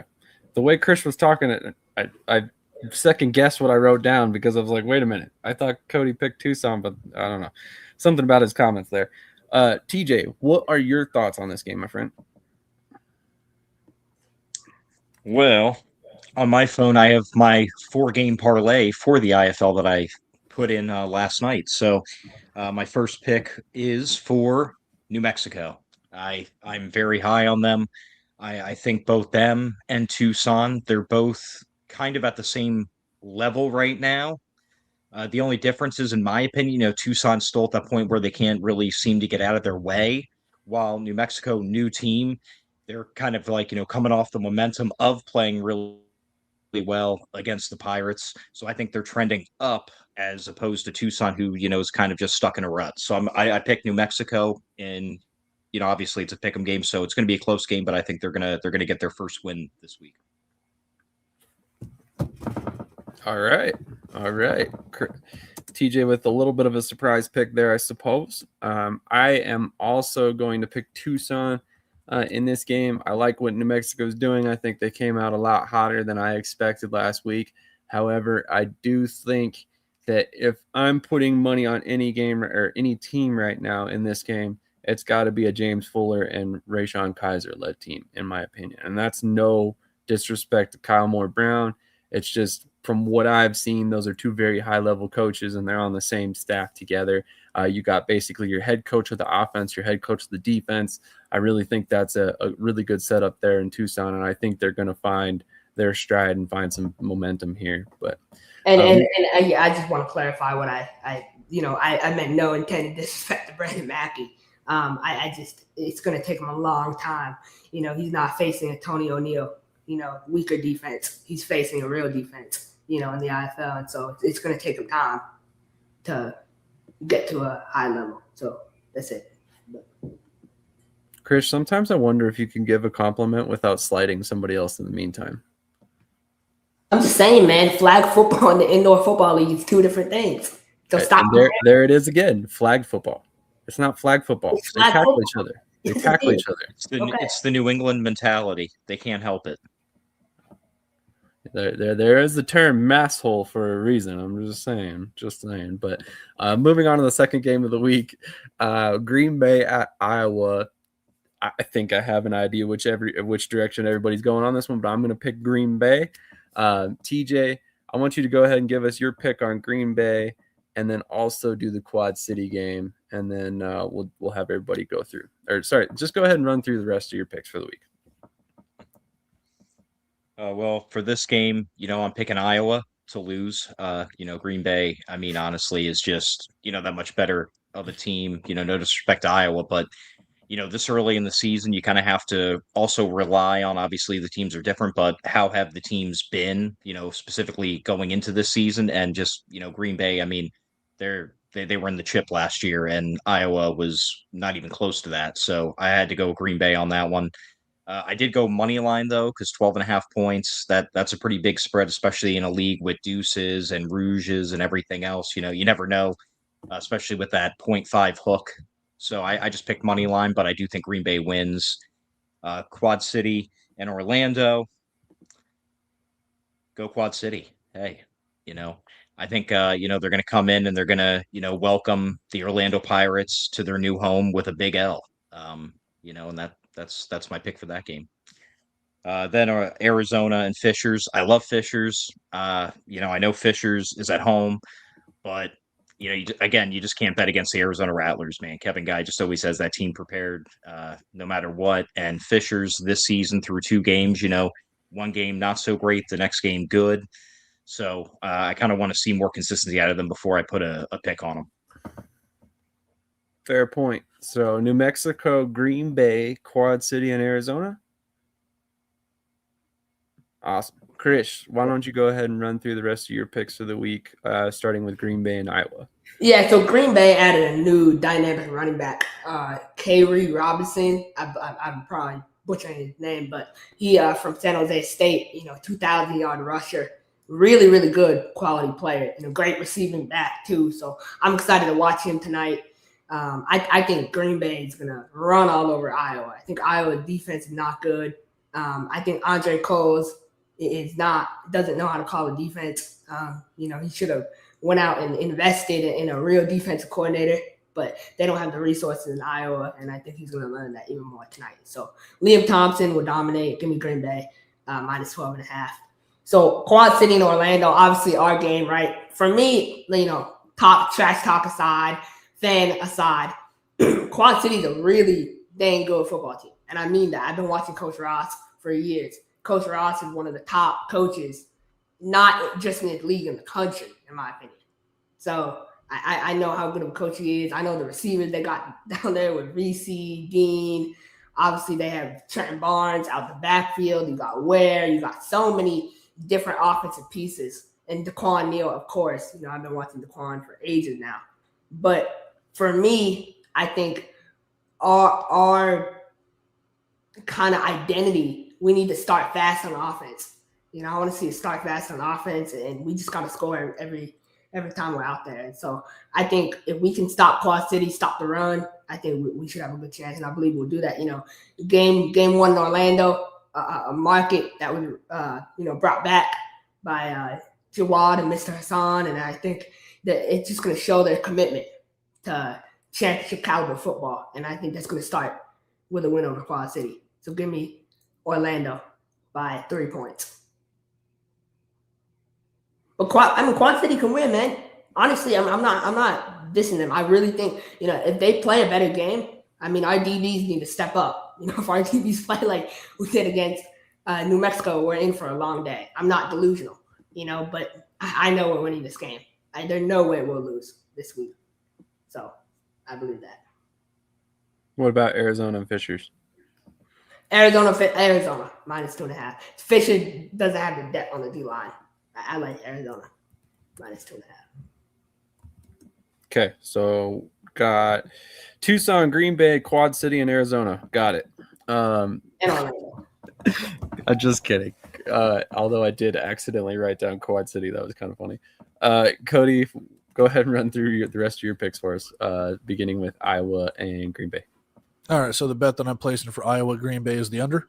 I think that it's going to be garbage time touchdowns for Iowa. You can get close to that, but at the same time, Green Bay is going to run away with it. I think the last time these two teams played, it was 52-35. That's right there at that number. So I don't expect anything different from that. I think there's going to be roughly 52 to 56 points for Green Bay. If they're going to run the ball, we'll see what they do with their running backs. We'll see what they do with Liam Thompson and how they kind of just go from there. Iowa, they have a chance to kind of show out, but they have to run the ball, and they only have one running back.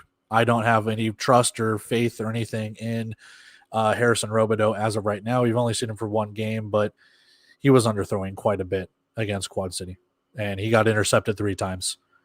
Quad City is not the best defense. Green Bay, they can eat you alive. So I got Green Bay in that one. I got the under 88.5. Fair point. Quad City by 1.5 billion points. But in all honesty, to remove the bias cap and everything like that too, Orlando has the opportunity with what they have at their wide receiving core and what they have at their running back position to really kind of make the defense of Quad City back on their heels. I'm taking the over 79.5 on this one because I think it's going to be a shootout. I think both defenses so far leave a lot to be desired. We know that Quad City's defense can be suspect at times, and the same with Orlando. Orlando gave up 38 points, a potential for more, and they scored 41, but some of that was the kick return touchdown from Dante Wright. So can the offense get going for Orlando? I think so. Can the offense get going for Quad City? Sure. Over 79.5. I think points can go. I think both teams can score 40 in this one. It could come down to the wire, 45, 42, something like that. It could be close. You're dealing with that. Finally, Arizona and Fishers. You worry about the hangover. Arizona, with what they dealt with San Diego and trying to blow their load with the controversy, they wanted to lay the wood, and they did. But is that enough to be like, we're going to keep this ball rolling? Or now that they're traveling on the road, can Fishers catch them? Is it going to be a hangover game? I'm not sure. Fishers has looked pretty good. Yes, the game against Green Bay left a little bit to be desired. They looked good against Quad City. You don't bet against Kevin Guy on a revenge tour. Minus 148 for Arizona in the money line.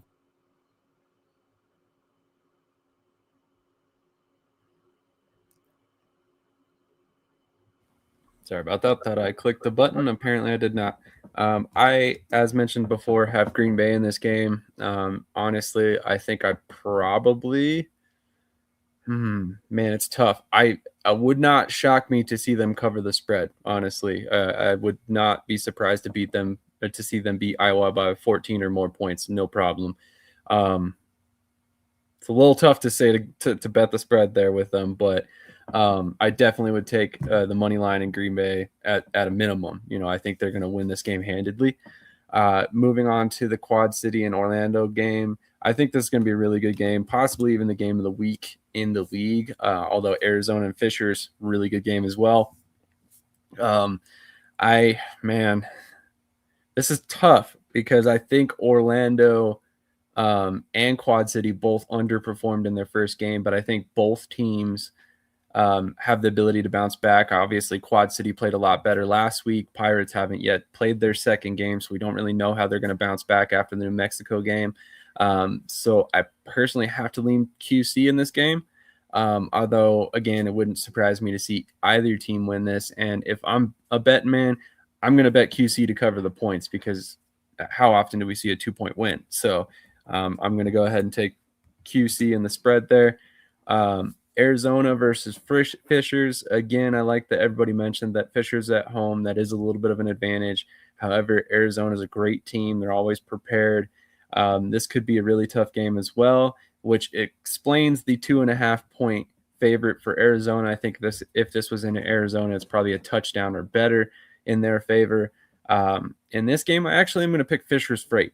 I think they've got a lot to prove after last week. I think they understand that if they don't pick up this win, all of a sudden they're right back where they were last year with, an entirely new coaching staff. And I think that, much like Cody said, Arizona kind of almost overexerted themselves trying to beat up on San Diego last week. So there could be a little bit of a hangover, like he mentioned. However, again, would not surprise me if either team won this game. And it would not surprise me if Arizona or Fishers covered their point spread there. So with that being said, I've got Fishers in this game. Hey, really quick. We did this last night. If you want to pull up DraftKings, there's something that you can click on there to click more bets. Because we did this on Wager Wednesday. You click more bets on any of those, it doesn't matter. Okay. And then you can see how the public's betting. And you can also do same game parlays and stuff like that too. So you see right there, percentage of bets placed. You can see which way the public's betting. 64% of the bets are being placed on New Mexico, whether that's money line. I think it's just money line. But you can kind of see when you click more bets and things like that, which way people are going with it. So 100% Green Bay. Yeah. That's hilarious. Yeah, That's embarrassing. I discovered that last night with Trey and Alec. They were on top of it. I had no idea about it, so I wanted to pass that along. So if we ever do more betting segments, you can kind of see where people are betting or putting their money. Yeah, absolutely. I'm kind of surprised by this one. 79% Orlando. Must be a lot If you click, there's like the down arrow right there, percentage of bets placed. You click that down arrow, I think it might be able to tell you even further. Yeah, so it tells you the money line 79% and over under on that. Interesting. That's really cool. This is really cool. Honestly, that makes it a lot more interesting. DraftKings is really doing a good job. Arizona, 77%. I think it's further amplified the fact like this league is really competitive, and this is why this is the number one league in the country because of how competitive it is. So it's good. It's good for sport. Agreed. And I think, heading into this season with all the changes, with the broadcast package and everything else, they've done a really good job of continuing that momentum as a league. But we have spent a ton of time on the IFL at this point, probably over an hour now. So we're going to go ahead and hit a quick commercial break. We'll transition over. We'll talk a little bit about the AAL. There isn't a ton to talk about on their subjects currently, just, the lead up to the draft. And then a big signing by the Wheeling Miners. And then we will also discuss some NAL topics, and we'll close it out with some AF1 transaction news, although we're not going to spend a ton of time on the AF1 transactions, again, because it's primarily transaction news. So On that note, we'll hit that quick commercial break, and we'll be right back. I don't know what we're yelling about! Loud noises!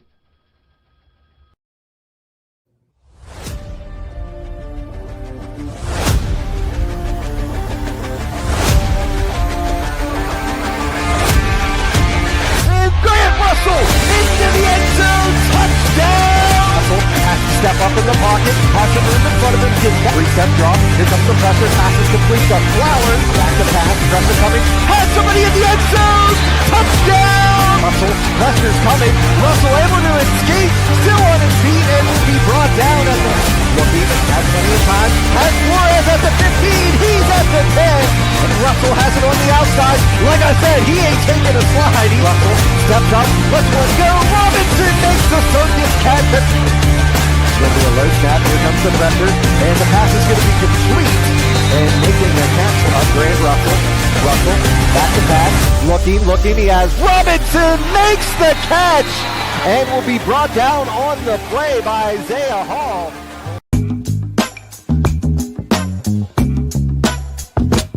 I'm just being myself, cool as can be. When I'm being myself, you wish you were me. It's so easy.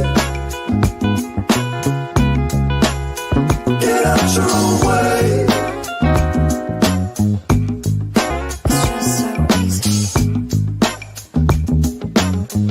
How many times a week? Like three, four times maybe. I gotta pump those numbers up. Those are rookie numbers in this racket. That's right. If you haven't shared this stream yet, make sure you go hit the share button on whatever platform you're watching, whether it's Yahoo, YouTube, Facebook, Twitch, Twitter, LinkedIn, wherever it may be. Please, by all means, hit that like button, hit that share button, help us continue to grow this great show that we have spent many, many years building up to this point. Also, thank you to the 70 people watching live right now. We appreciate all of you guys in the chat. All the comments make this show fly by. It seems like we could be here all damn day, and it would feel like only an hour-long show personally. But with that in mind, we're going to go ahead and transition. We'll talk a little bit about the AAL draft in just a moment. But the first signing and first bit of news from the AAL we wanted to discuss was one by the Wheeling Miners. Quarterback Khalil Trotman, a dual threat guy who has played some other positions, including running back in the past, has been signed by the Wheeling Miners for the 2026 season. Wheeling recently lost Shea Spencer. I believe he was originally with Nashville, was released, signed with Wheeling, looked like he was going to be the guy for them in 2026, and then ended up leaving for Kentucky, correct? Yep. So now Khalil is signed. He looks like the potential day one starter for Wheeling at this point. So with that in mind, let's go ahead and go around the horn real quick. TJ, what are your thoughts about Trotman signing with Wheeling? I think it's good for the Miners. I think it's good for the league. You know, he's been with the Bearcats and the Colorado Spartans, so just trying to keep that dream alive. And I think he'll do really well in the AAL personally.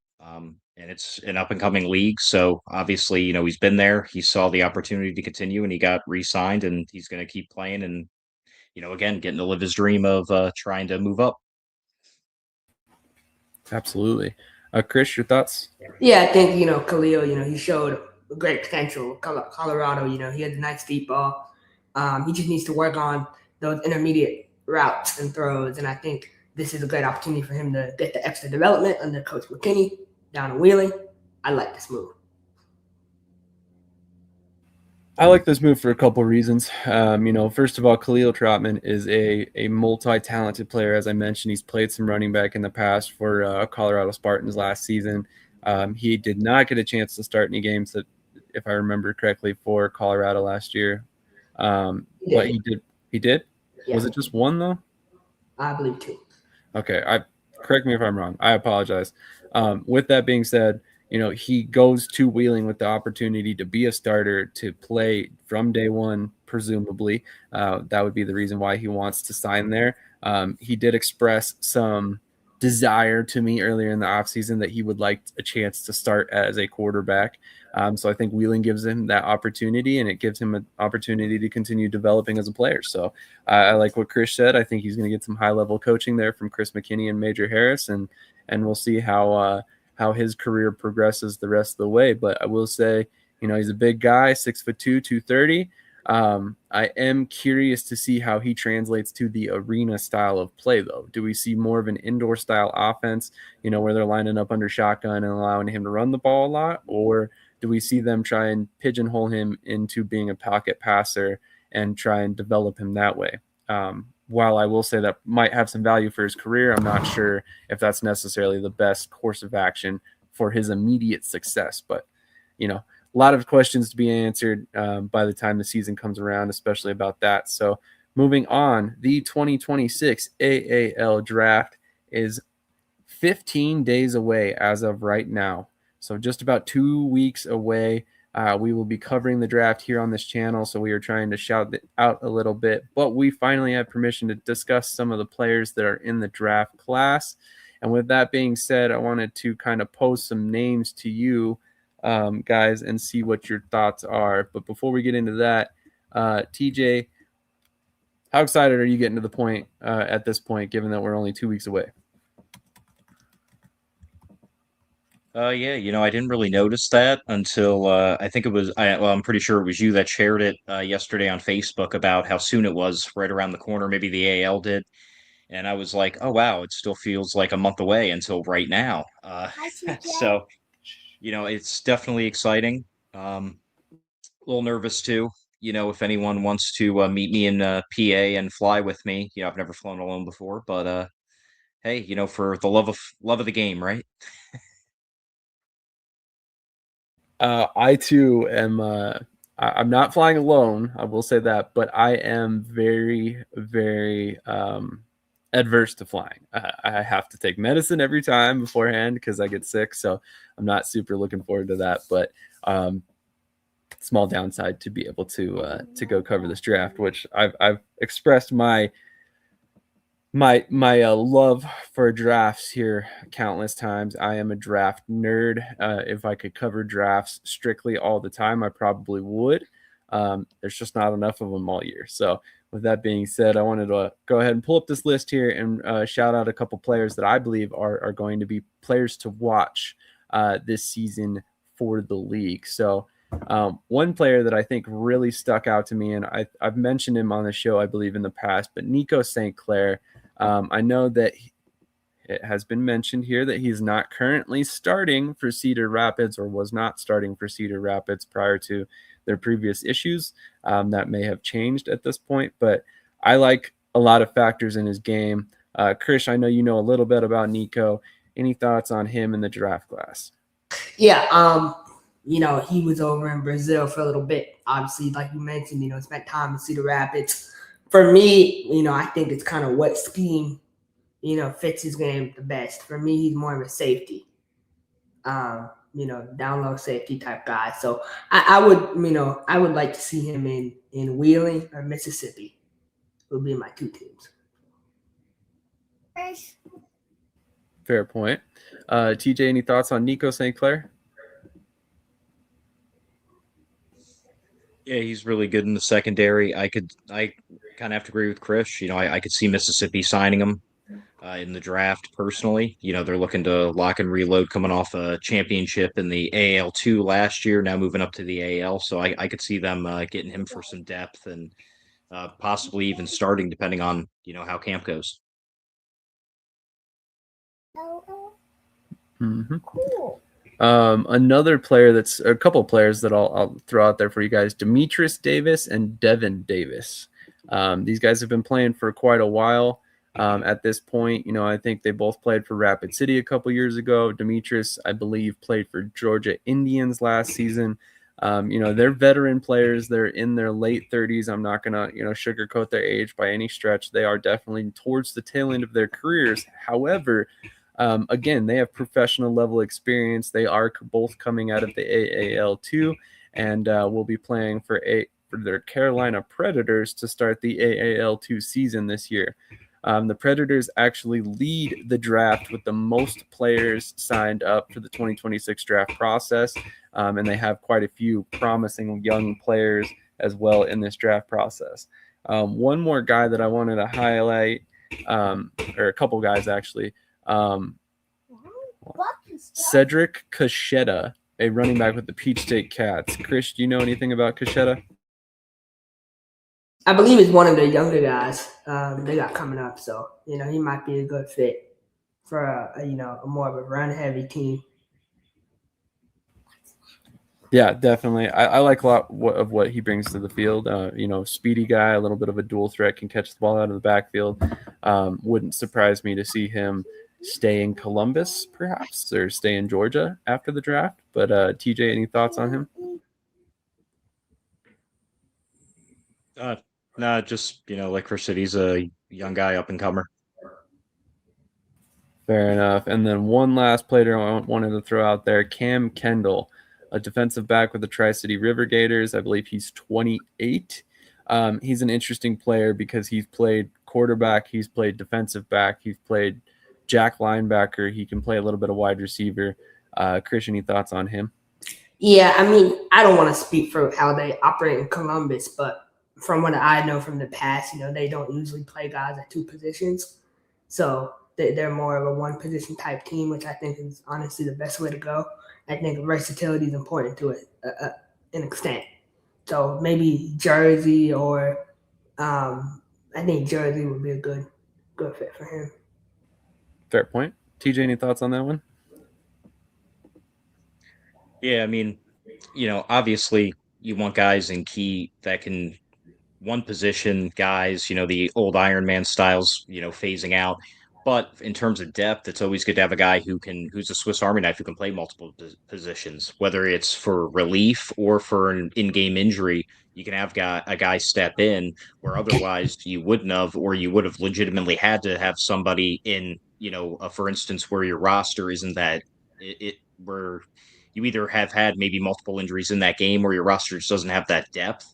You have to basically insert one guy from a different position just to literally be a body there so you can keep playing. So to have somebody who can play multiple positions at a decent to good level, that could be really good for depth and almost used as that utility kind of player if need be.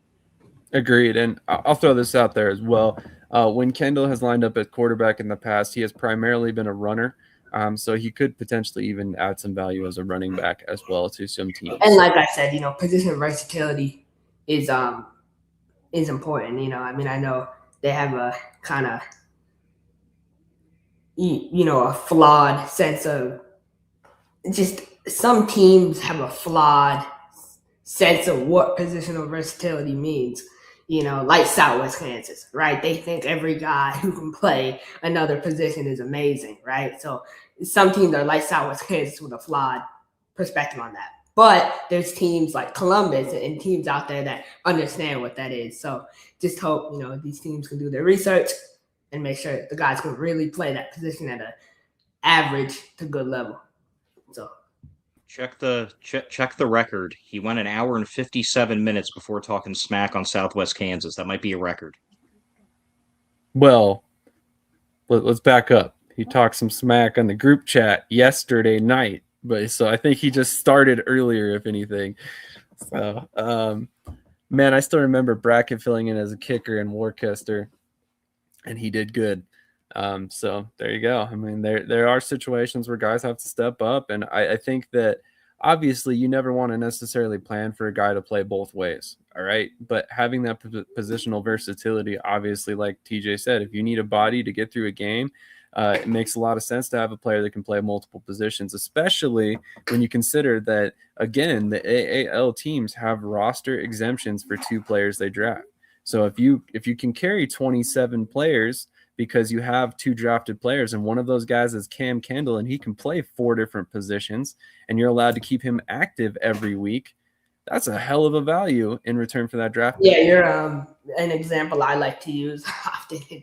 Your prized Honey, Jairus Grissom. Oh my God, he's going to be amazing. He can play quarterback, running back, receiver, and I just see him do well at quarterback. So Feel free to do some research on his statistics. It's okay. I'll wait. But on that note, we're going to go ahead and hit a quick commercial break. Real short one this time. And then we will be right back with some NAL topics. I'm a little disappointed that we can't have Cody here because he just attended a game in Dodge City, Kansas with the Southwest Kansas Storm. He put out a video about it on his channel In the Alley. Make sure to go check that out. However, he had to take off because he is headed to the game in Iowa. So if you were going to the Iowa game tonight, take a look, keep an eye out for Cody. Make sure you go say hi. And if you haven't done so already, subscribe to In the Alley on YouTube. But on that note, quick commercial break. We'll be right back. Omaha Beef Football, Prime Dancers, Rump Roasters, Slaughterhouse, are you ready? DJ next one. You ready? 3, 2, 1, go! Welcome to the Orange Kingdom. Yeah. Orange Kingdom. Welcome to the Orange Kingdom. Yeah. Orange Kingdom. Welcome to the Slaughterhouse where we run it. Yeah, we really want it. Beef Nation, girl, I'm shaking. Got a ring and we flown it. Prime Dancers be on it. I bet the competition's no opposition. We come to take and we done it. Ricky is the chief. Saying, let's go beef. Welcome to the Orange Kingdom. Yeah. Orange Kingdom. Welcome to the Orange Kingdom. Yeah. Orange Kingdom. Welcome to the Slaughterhouse. Orange and Black about to win this. Defense stays on attack. You on our hit list. Spiking, blocking, and dumping, jumping out the gymnasium. You want to see the best? Meet us at the Beef Stadium. Yeah. Orange Kingdom. Welcome to the Orange Kingdom. Let's go Beef. Orange Kingdom. Slaughterhouse. Orange Kingdom. Prime Dancers. Orange Kingdom. Let's roll, baby. All right, we are back to discuss some NAL topics at hand, which there's a lot to talk about. Currently, the team or the league has shaken out to where there is a little bit of a spread between the top of the league and the bottom of the league. And to everybody's surprise, currently Omaha sits 0-3. There was also a big injury in the Colorado Spartans game, which could potentially affect the fates of the Spartans long term. And then also, as mentioned before, Pueblo remains undefeated at 4-0 already this season. So with that being in the case, let's go ahead and discuss the biggest topic out of this weekend, in my personal opinion, which would be the Paxton Lynch injury. If in case you guys missed it, right before first half or the end of the first half, Paxton Lynch got sacked, ended up getting hurt on the play. I believe he sustained a knee injury, and as of right now, the jury is out on if he'll be able to play the rest of the season, how severe the injury is, et cetera, et cetera. As of right now, he has not been placed on injured reserve. However, the Spartans did go out and make a move. They brought in Javin Kilgo, who previously played for the Salina Liberty last year. Had some good games, had some bad games, but he fits what Fred Shaw likes to do on offense. A little bit of mobility, more of a pocket passer. And then last week, they finished out the game with Alexis Rosario, a wide receiver who has played running back and as well in the past. Alexis actually accounted for 4 total touchdowns, 1 on the ground, 2 through the air, and then 1 reception touchdown before Lynch exited the game. Had a really good game considering he's never played quarterback before. And actually, Fred Shaw even expressed some confidence in him if he needed to start this game. So with all of that laid out to you guys, what are your thoughts on the fact that Paxton Lynch may or may not be missing some substantial time for the Spartans? We'll go to Krish first. How does that affect your projections of the Spartans? Yeah, obviously disappointing. I was really excited to watch Paxton Lynch. My boy developed throughout the season, man. It sucks to see him get hurt. It's really bad for the league. I believe he's one of the faces of this league, in my opinion. I paid $30 for the NAL Network to watch one 22-minute episode of him. So, of course, I'm disappointed that he got hurt. But I really hope he can come back, and I think he'll come back. I really believe, they'll get him back by week 9 or week 10 to go on a championship run. But I think Kilgo is a great signing. I really do. In Salina, yeah, he had some bad moments. He turned over the ball a lot, but they got receivers on receivers in Colorado. Those are the best receivers in this league, and there's no question about that now. I mean, Omaha's receiving core, like all the other receiving cores, they don't compare to what they got in Colorado. Like 1 through 4 is what I'm saying, like talent-wise. Obviously, Aaron Dilworth is the best receiver in the league right now, but just from a talent perspective, man, I think Colorado, they got the best receivers still. So I think Colorado can still, I look at the schedule, I still believe they can win 6 to 7 games. Maybe not that 8.5 that I had them projected at, but they can win 6 to 7, in my opinion. Fair point. TJ, what are your thoughts on this? I mean, well, first off, kudos to, the team, the coaching staff, the scouts, getting a versatile guy, talking about our last conversation, who could play multiple positions, came in, did great, everything like that. Obviously, Paxton Lynch, number one, there goes, I don't want to say popularity, but the one of the main guys this season, he was, you could argue, they kind of made him the face of the NAL coming in. It was a big thing that he was signing in the NAL. So at the end of the day, it's definitely going to hurt him because obviously starting quarterback, everything else. But Kilgo, he, to Krish's point, you look at the personnel that Colorado has as opposed to what Salina had last year, I think you're going to see an improved Kilgo if he is given the reins to start, or he does come in at any point, depending, I don't know, again, what their plans are. But I think they're not in as good a shape as they were obviously with Paxton Lynch, but I don't think they're in bad shape right now either. I could easily still see them getting into the playoffs. Oh, and think about it, and I like this point too that TJ brought up. They got a really good system. We talked about the receivers, we talked about the running back. I mean, if you guys noticed, DeMonte Jackson, he didn't even play till the 7 minutes left in the second quarter. That's how much faith they have in Rosario to be a running back. That's amazing to me. That's they set their quarterback up great with receivers and their offensive line. I think their offensive line is only giving up 1 sack all year. It's impressive. They got a nice team. I agree.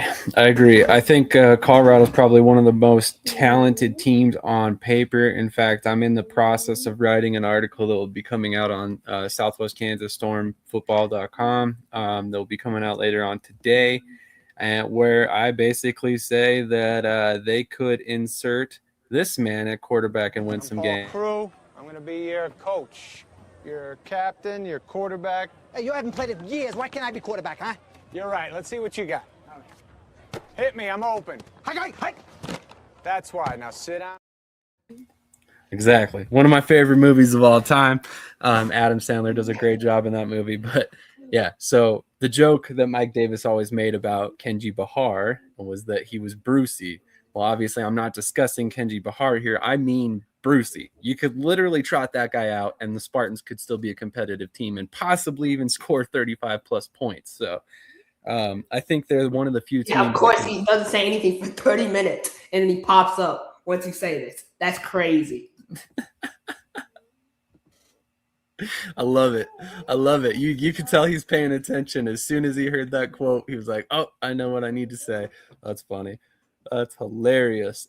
This is funny, too. The Javin Kilgo, Dr. Javin and Mr. Kilgo is back, as in, Dr. Jekyll and Mr. Hyde, for anybody who's not catching that reference. Dad duties, bro. Yeah, sometimes he's got to, take his hands off the keyboard for a second, stop talking crap to Krish, and actually pay attention to his son, all right? But on that note, I really think Colorado is just a really good team. I think, quite honestly, you could probably throw out Steve Nobold as the starter there, and it would do just as well. I saw him throw a They pass. just got to get some help in the secondary. Like, that's all they need. They just need one, or I would say 2 more quality DBs, and they'll be fine.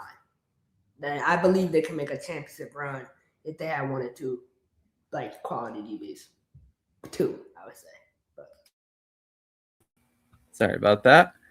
So moving on to the next subject. Let's back up.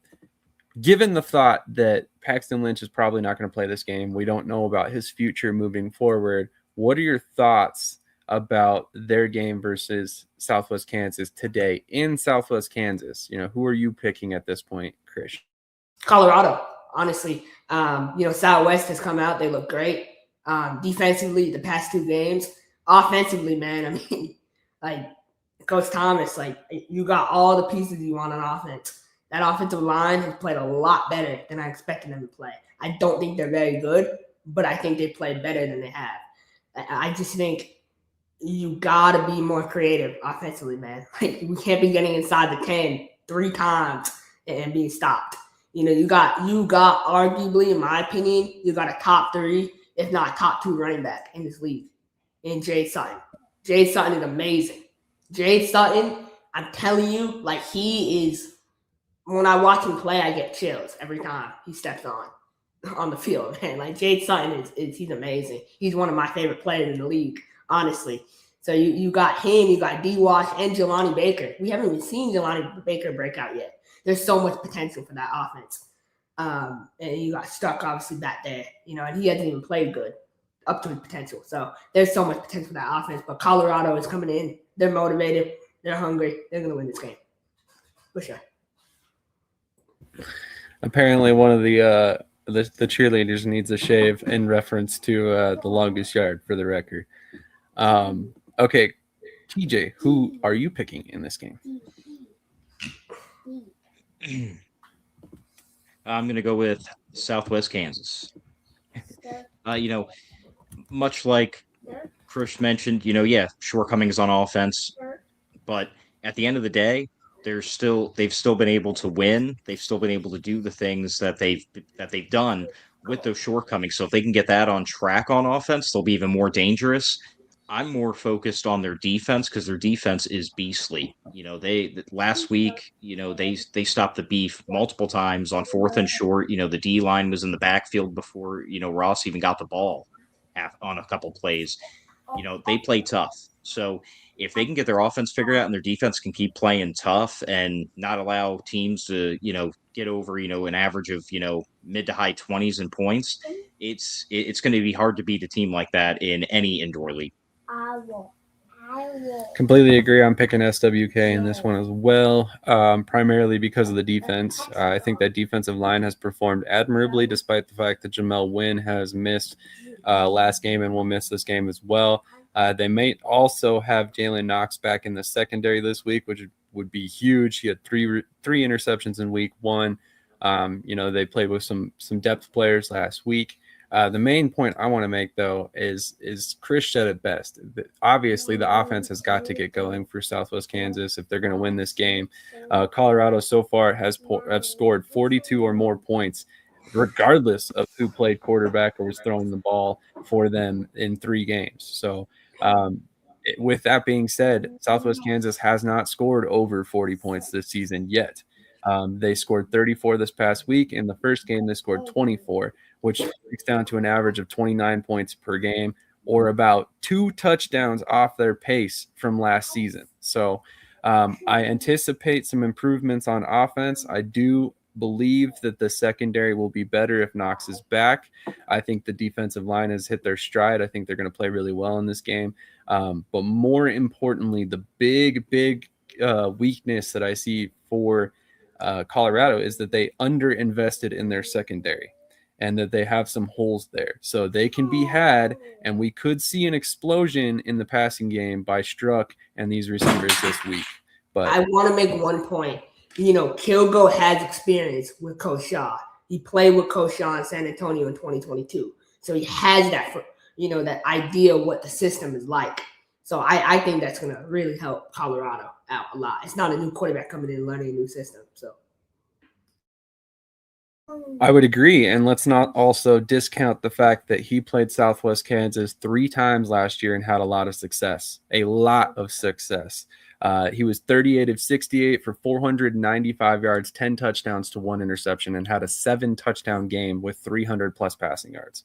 So if anybody is counting out Colorado in this game, you aren't doing your research and you're not paying attention, because this is going to be a good game, and they are 100% still contenders regardless of who starts at quarterback in this one.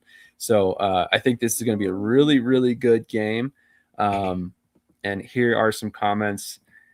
If the Southwest Kansas Colorado game stays under 50 in the points total, Southwest Kansas wins. Southwest Kansas won't beat the Spartans in a shootout. I wouldn't go as far as saying that, but do you all see any upside for any of the NAL's bottom 3, not Omaha, Amarillo, Louisiana, or Dallas? So we'll go ahead and pose that question next. I mean, do you guys see any upside for any of the bottom 3 teams, Amarillo, Louisiana, or Dallas? I mean, not really. Louisiana showed something last week. Yeah, I mean, Amarillo. You know, they got the win. They added. Hold on. Okay. They added, what's his name? Shaq Carrington. He was a receiver down with Green Bay and Iowa. He's a veteran in the game. I've known him for years. He's a good player. So my thing with Amarillo, what their identity is on offense, they got all slot receivers.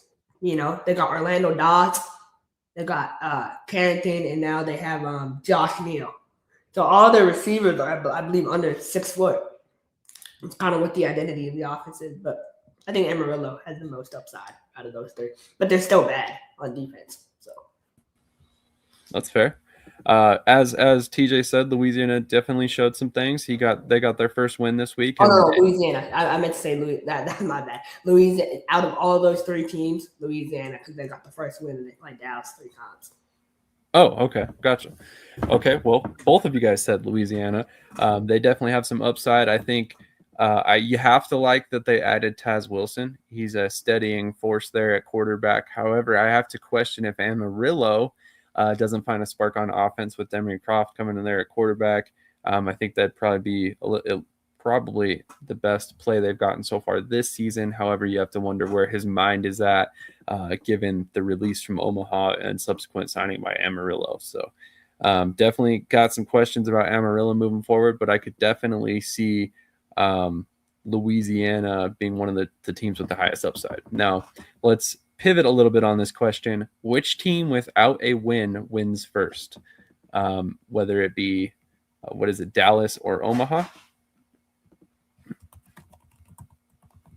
Let's go to TJ first on this one.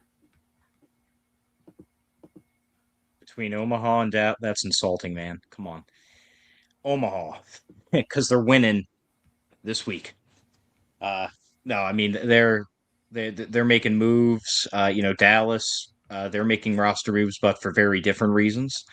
Omaha is making moves to try and win and get better. So, I mean, it's got to be Omaha. Honestly, I think the Summers there now, man. Last week, I mean, what do you? I mean, I was just as frustrated as any other B fan out there. Putting the ball on the ground, having multiple turnovers, just out of either Summers or reliable guys like Ross who normally don't do that. But at the end of the day, you make so many changes, especially on the offensive side. You got to get some kind of cohesion going. So I think this week you're going to see a lot of those mistakes cleaned up. So I think you're going to see a much improved Beef team this week as opposed to so far this season. Krish, who do you have winning the first, or who do you have getting rid of their O first? Omaha or Dallas, and when does it happen?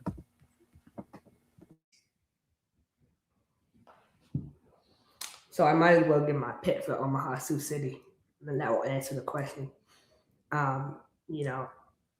It's been a rough season for Omaha, man. This is not the team I expected to come out of here. But they're gonna come out and they're gonna compete tonight. But it won't be enough. Sioux City wants to beat them. This is Sioux City's best chance to beat Omaha in the last 3 years. And Sioux City will win this football game tonight, and they'll win by 5 points. So, and I think Dallas has a better chance to erase that.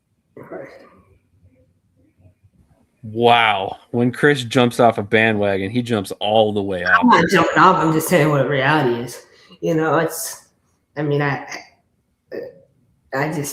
think, you know, it's going to be difficult for, you know, Ricky to kind of swallow being 0-4, but it's going to happen. So I hope Omaha wins. The amount of times I was tagged this offseason by Krish, real beef fans like TJ and I. And I'm now this. I'm just saying, man, look, hey, I hope they win. I'm rooting for my boy, Coach Negron, man, but it's difficult. It's been difficult. I just don't think – I think that the offense is going to take more time to click. I think the D-line is soft. I think Jet Mack is going to run all over that D-line tonight. So you're forgetting about one variable that is very almost impossible to measure. Desperation. They're starting to get to those times. You unleash and unlock a different level of yourself when it's basically live or die mode. And that's what they're going into tonight's game with. I agree, but also Sioux City sat Lorenzo Brown last week. So he's rested. You know, they started Verlon Reed, and they did that purposely. I already know. Because Lorenzo wants to throw 10 touchdowns tonight. So. Hey, man. Hey, bring it. Let's see. It's going to be a fun game. It's going to be really close, but I got Sioux City winning, honestly. I think. If the Beef don't score at least 3 points tonight, I'll shave my head. All my locks will be gone. Okay. There we go. We're going to be rocking with 2 shaved heads here. Lorenzo was on vacations last week. Okay. Interesting. If that is anywhere near true, which, I mean, if Coach D's putting it in, it must be. That's crazy. That brings up so many more questions. Well, does it though? Going on you were just saying that he's well rested. So like, who cares if he was well rested by sitting on the bench? Being a contributor, being, you know, oh, hey coach, you know, we're gonna sit you today, whatever. But that's crazy if he was on vacation. Let's be honest. The only way that happened is if Irv Strobing gave the okay ahead of time, right? So we can sit here and speculate on why he went or if he did vacation or whatever it was. But at the end of the day, there's no way that happens if Irv Strobing's not aware of it and happy, or not happy, but approved it ahead of time. You know, he runs a program like that. I don't feel like anybody's going out. Hey, I see this comment. Coach, you know me long enough, man. I don't deride anyone. You know, I speak the facts. And so, you know, I have a lot of respect for Ricky and what he built up in Omaha. Wait a minute. I have a lot of respect for Ricky and what he built up in Omaha, man. I just think they're going on forward tonight. I just don't believe in it, honestly. So I haven't heard from him in weeks. So I just, like, I haven't seen wonder why. Just kidding. Like, oh, really? I have. I wonder. Somebody's still in their corner. Oh, that's hilarious. Players get vacays during the season paid. Awesome. You might want to look into the inactive roster policy in the NAL. Unless there are beaches in Sioux City, he had his toes in the sand. No. Just don't try and jump back on the bandwagon, Krish. No, I still have that card because I went up to Omaha this year, so I still have that pass. So if they win tonight, I can jump because the bye week, 4 games in. I love this. I love this comment. Knowing Krish, he'll still get this wrong. I honestly think Sioux City is going to win. I really feel confident in that. It'll be a fun game. I could see Omaha winning. I could see either way, but Sioux City tonight. Okay, I just want to throw this out there.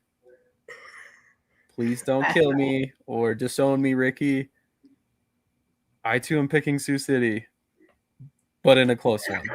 It's nothing against Omaha. To be clear, it's nothing against Omaha. Okay, I'm gonna ask you why you picking Sioux City. Well, what makes you think Sioux City's gonna win? The turnover in Omaha. Yeah, of course. It's just lack of chemistry, and I think they're going to be a lot better team going down the stretch. And I think adding Lorenzo Thompson was a huge move that's going to pay off dividends. I just don't know that it's going to be necessarily this week. Now, if I have faith in any coaching staff in any league to turn it around, it's Coach Negron and it's also CJ, our guy. So, do I think that they're happy with their current situation? Hell no, I don't. Do I think they're all feeling the pressure? Absolutely they are. And at the end of the day, I mean, do I think they're going to do everything they can in their power to win? 100% I do. Also, we need to talk about Omaha's lack of depth on the offensive line. Honestly, though, Reggie Patrick is out this game, so they're starting Travis Anderson. Travis Anderson is making his first start for Omaha this season. And Junebug, he's still there. But, I mean, another thing, too, is like Jonas Coleman. They think Jonas Coleman is like an NFL-level player. Like, they believe in him too much. I've never seen a team believe in an offensive lineman that much, like the way they believe in him. They need to be real and realistically evaluate his play during the bye week because it's not been there. And if he plays like he's played the past couple of weeks, I mean, Dejon Emery's going to have like 10 sacks tonight. So it's going to be a long day. Krish, my question to you on that fact is even if they evaluate the play and determine it's not good enough, who do they go to? Don't they only have 3 healthy offensive linemen on the roster right now? Saying like right now you have to start him, but in the bye week you can make changes and you can find other offensive linemen. That's what a bye week is for. So I'm saying. All right. Fred Elliott is still on the beef bandwagon. He says, I have the beef to beat Sioux City in a very close battle. No way Negron loses 4 in a row.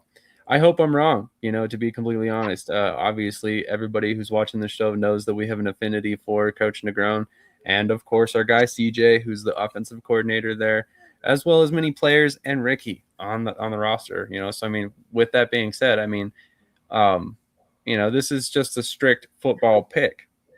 No bias involved. With that being said, if there was bias involved, we would all be picking Omaha. But with that being said, we're evaluating football, so it's no slight to anybody involved, and I hope nobody's taking it personally. But there definitely currently needs to be some things fixed in Omaha, and I'm sure they'll get it on track. I have zero doubt in my mind. Sioux City defense plays so fast. When I watched them play against Pueblo, they play fast, and I just don't think Omaha is ready to go against the defense that plays fast right now. So. That is fair. That is fair. With that being said, we're going to move on. In fact, let me pull up the National Arena League schedule because I do not have the rest of the games in front of me right at this moment. But let's touch on another one of our topics. Given the current topic at hand, which coaches are currently on the hot seat in the NAL? And obviously, given the topic at hand and comments on our post that TJ posted this week, Coach Negron is firmly on that list. He knows it. Everybody else who's been watching the game knows it. We all know the standard is the standard in Omaha, and they want to compete for championships every year. So with that being said, who else is on the hot seat? Obviously, we know Coach Negron is. Krish, who else do you have on that list? Yeah, I mean, I think Coach, he said it himself in the comments, so it's not anything. I mean, he knows what it is. But like I said, I mean, the offense needs to step up, but so does the defense. I mean, we can't sit here and say Adam Loftus this, Adam Loftus that. I mean, Adam Loftus deserves some blame too, so I want to see that. I would think everybody involved would take their fair share of the blame. I mean, it's a football team like that. It's a team sport. So I mean, one guy I think is on the hot seat is the special teams coordinator, Brandon Stewart. I mean, all them steroids are not doing you anything for special teams. I mean, I'm telling you, their return game is awful. Like, I cannot believe it. This dude needs to get in the box and coach. I don't care what you did as a player. So he's on the hot seat. Brandon Stewart, special teams coach. That's who I want to see, get some more blame for what's going on in Omaha. Because I know Chase. I know how good of a kicker he is. He's the best kicker in the league. But he needed a coach that can really coach him up. So that's just not being done right now. But for me, I think the other coach would be Jermaine Blakely in Amarillo. I think he's on the hot seat, even though he hasn't coached the game yet. He still built the team. Not good, not meeting standards. So him for sure. Okay. TJ, any thoughts on other coaches on the hot seat?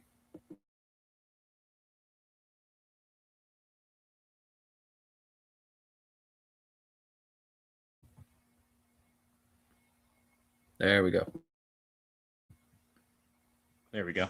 Helps find me first. I was gonna say Coach Negron, but Ricky just kind of debunked that. So breaking news. There we go. I mean, honestly, it's not a big surprise that he's not though, just because of what he was able to accomplish last season, and there has been a lot of player turnover this year. So it is great to see an organization stick by their guy, especially in the sports world where, we always joke around that, some teams don't even give head coaches, a whole season even. And, here this is a rough start to the season, but he's standing by him. That's awesome. Yeah, no, I'm very, very happy to hear that. And I personally have mentioned this multiple times before. Look, I'm not going to go into details, but I think the last 2 firings in Omaha were for reasons other than football.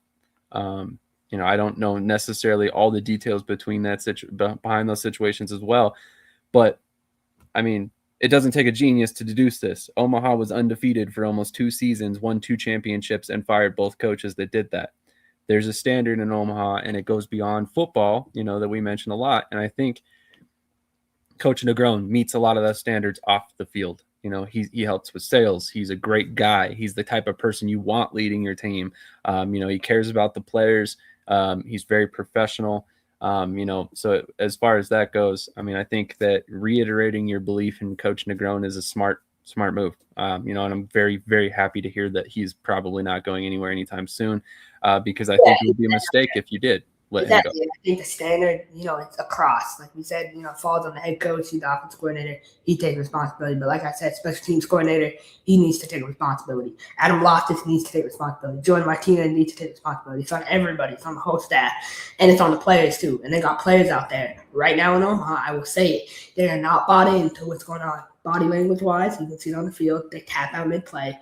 It's bad. They need to they need to go in this bye week. They need to limp into the bye week, and they need to do a total evaluation on the program and where it's at and make wholesale changes with the roster. That's what I want to see. They have certain pieces. Daquan Dudley's a piece. I think Summers is a piece. I think they can move forward with Summers. They have pieces on the offensive line. They have 1 or 2 defensive linemen they can keep, like Jay Sean Washington. Trey W. Giles in the secondary, but they got to make some changes other places. They need to make those changes fast. So. Coach Negron getting too deep in the Omaha gangs. He is forgetting how to coach. Shake my head. It's a joke, people. It's a joke. This is Cody. It's a joke, okay? Brian Shoemaker. I feel Negron does a great job with restaurant reviews. He also does a really good job coaching. You may have noticed when he played your Beaumont Renegades last year in the championship game. Just saying. Like they say, when you're at the top, there's only one way to go. And this is a comment that I really am glad that Brian threw out there. People want to sit here and crap on the beef the second they lose games, but why do we do that? Well, that's because they're the dynasty of arena football, specifically in the National Arena League or in previously the Champions Indoor Football League. Every year, the Beef are going to be competitive for a championship, not just a playoff spot, a championship. So with that being said, when you are consistently looked at to be every year a contender and a championship contender, of course, fans are going to jump off the bandwagon the second they start losing because they expect the wins. So I think in this particular case, we're all sleeping on Omaha a little bit, which is fair. They haven't showed their full potential yet. But at the same time, I think they'll get it turned around. So there's a reason Ricky brought Negron in. He's more than just a coach. He's a leader of men, 100%. Speak for yourself. I'm bought fully into the process. We will be fine. Derek, I don't believe he was referring to you specifically. I was not referring to you. And one thing about Derek Curtis, man, he's the ultimate teammate. I saw him at the game. I see him in the community. Like, he hasn't played a snap this year, and he's still bought into what they're doing. So I have a lot of respect for him and how he goes about business. That being said, he's on the sideline. He watches the games, and so he should also see what I'm seeing, that there's certain guys that tap out mid-play. That's just a reality. That's a fact. So. Well, I think that's a reoccurring fact. You don't cut some of the guys that they've cut recently if there isn't some lack of buy-in there. We'll recognize it too. I'm not saying they don't recognize it, but there's gonna be changes. That's it. It's football. Yeah, absolutely. So this is true too. If the losses keep piling up, he will need to go. What's that number is the question. 100%. Omaha has been the Patriots. Now with Brady, Tommy is gone. Things aren't the same. You know, there may be some similarities there. I did not consider that, Brian, but that actually makes some sense. That's an interesting point that you bring up. Tommy definitely was kind of their version of Brady in Omaha, and perhaps that is the big change that has kind of thrown everything off kilter for them. But we're going to get back to the game picks. We've spent quite a bit of time on this game in particular. So with that being said, Pueblo Punishers at Salina Liberty tonight at 6:30 p.m. Central Time. TJ, who do you have in this game? Oh man, that's a tough one. You know what, man? I'm gonna keep riding the Punishers, man. The Punishers train, man. Until they lose, I mean, hey, show me otherwise. They figured out a way to win. They're just a really fun expansion team to watch. So I'll pick them probably in a tight one, and what I'd assume maybe probably a little bit of an upset. But yeah, I'll go with Pueblo. To be fair, yes, Ricky, you did win championships with other quarterbacks, but just saying. Tommy's a special guy, and I think you would agree with that. But Krish, what are your thoughts on this game? Arena, man. Like I said it before, I'll say it again. Tommy was that team, man. Like, come on. Okay, who's your pick in this game? Pueblo. Salina versus Pueblo. Pueblo. I mean, I've been kind of, against Pueblo all year, but I mean, Solo and them are 4-0, so gotta give them credit where credit's due. This is a revenge game for Aaron Dilworth. I know he's excited to get after it. So yeah, man, I like Pueblo to win this game. It's gonna be close though. It's gonna be a fun game. Is this in reference to Tommy? Yeah, of course.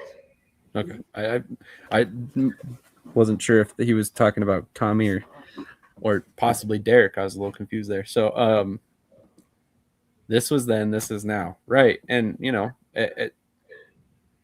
it's tough to transition, from a legend at quarterback. It doesn't matter what level you're at. Tommy's a legend. I'm not saying that the beef won't get it figured out. I'm not saying that they don't have potentially even the right people in place. James Summers himself is quite the legend, just in another city.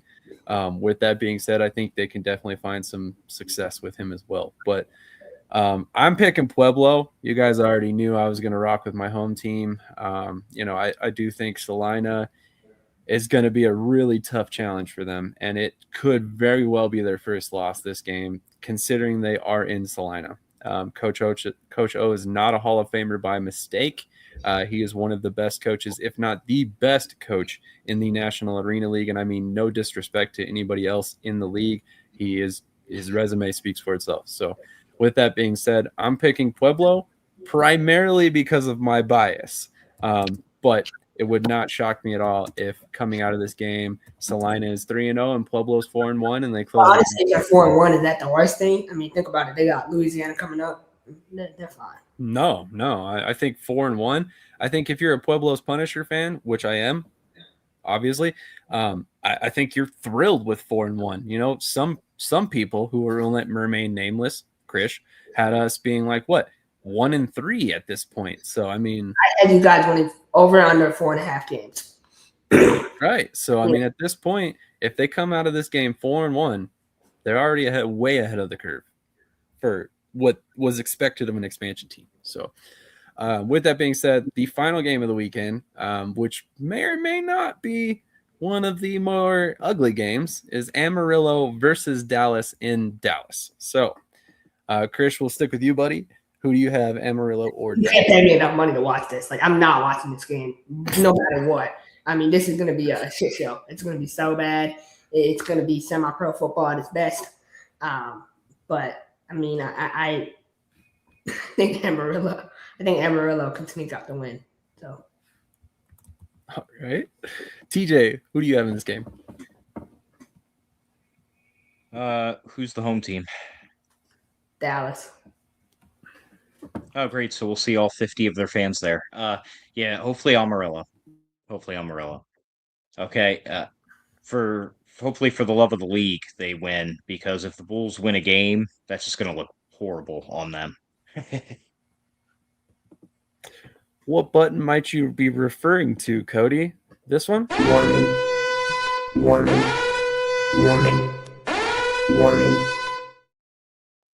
I'm guessing that's the one. Don't tell me about the labor. Just show me the baby. Okay. You never want to be the guy to replace the guy, Tommy, but you do want to be the guy to replace that other guy. That is a hilarious comment. Very accurate. Oh no, this game in Dallas will be ugly. I will be there. Big Boy Sports. Excited to hear you'll be there. I will say the quarterback for Dallas is not bad. Samuel Stewart. He needs to develop, but I think he's gonna be good. Honestly. So. Fair. Fred Elliott says they just need to make it by Salina. Everyone knows Louisiana isn't going to give them much of a problem next week. Are they wearing flags? Good one, TJ. This may be the only game for Dallas to win this season unless Mexico comes back. Amarillo versus Dallas is going to be comical, to say the least. I have to agree with Krish. SWK and Amarillo for more picks. Okay. As far as that goes, Cody, who also do you have for Sioux City and Omaha and Pueblo? Oh, you picked Pueblo. All right. So who do you have in Omaha and Sioux City? Is it Omaha? With that being said, I think we can go ahead and transition out of the NAL topics for the day, other than this one, which we have some answers to this question already. But which team do you guys have losing first that are currently undefeated? So, Krish, I believe that your answer would likely be, I guess it would technically be Southwest Kansas, right? Because their game kicks off earlier. Yeah, Southwest Kansas. And then TJ, your pick, I imagine, would at that point be Salina, who plays a little bit later in the day. Yes. Perfect. Well, I have that landing the same way as TJ. So one more quick commercial break, the last one of the day, and then we will come back. We'll discuss some AF1 transactions, primarily because they are finally to the cutdown process. We will also discuss a little bit more about their information on their streaming deals that seemingly have come to light. And no, not Slim Shady, my friend. This is Sam Shady of the Shady Sports Network, and I love your screen name. Hopefully you're a big Korn fan. They are the shit, excuse my language. But on that note, we're going to hit our commercial break. We'll be right back to close this bad boy out, even though we are about 3 hours in. We're still not quite done yet. I don't know what we're yelling about! Loud noises!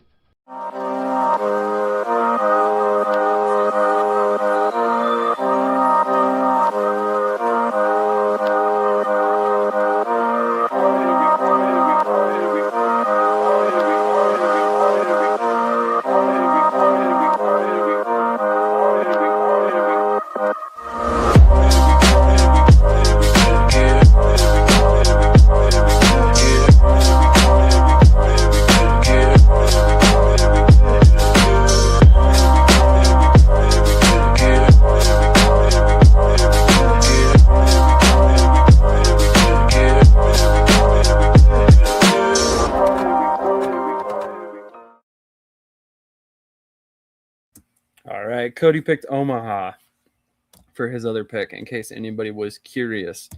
So with that all being said, we will discuss the AF1 transactions over the past couple days. As I mentioned a moment ago, they are currently working their way through final cuts for all of these teams. So we will start seeing a lot of releases by each and every team.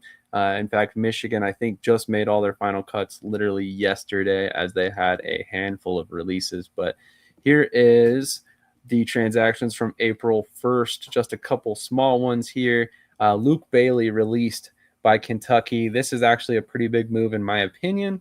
I have heard that he decided it was not his best opportunity to continue. So it'll be interesting to see where exactly he lands, if he lands anywhere after this, indoors or overseas. And then Kentucky made a corresponding move, bringing in Sayosi Fanu out of Butte College. So on that note, any thoughts on those moves for Kentucky? We'll go to TJ first. Yeah, Luke Bailey kind of surprised me, but I mean, given what that you heard, it was kind of his decision to seek other opportunities. That makes more sense to me. But yeah, that was surprising to me at first because I had a lot. I was looking forward to watching him with the Barrels this year. Agreed. I thought he was a really good fit for what they wanted to do there in Kentucky. Was a very quality college player as well. But Krish, what are your thoughts on these moves? Yeah, disappointed with Luke Bailey. He just proved to me that he's a straight bagger. So he just wants more money, so he can go overseas and live in some third world country if he doesn't want real coaching. But that's on him. Really disappointed. Anyway, so for me, Kentucky, this affects their quarterback room. They got Shea Spencer and Dalton Oliver competing for quarterback one. I'm excited to see how that battle shapes out. I think Dalton Oliver will get the edge. That's fair. Moving on to the transactions on the second, there are quite a bit here. Michigan brings in Tierra Turner and Chris Fitzgerald. They also made a move with Kai West at the defense in the secondary. They also Oregon also brought in a handful of guys here. Amon Lakip, a kicker, Angelo Gross, a defensive back, Andrew Volmar, and Jalen Vaughn, a defensive lineman. Released Albany made some cuts here. They released Kai West, who then bounced over to Michigan, Angelo Gross, who then bounced over to Oregon. Darius Morrison has been released. He immediately needs to become one of the more premier free agents available personally. And then Idrissa Sis, the wide receiver / kicker for Albany, was released.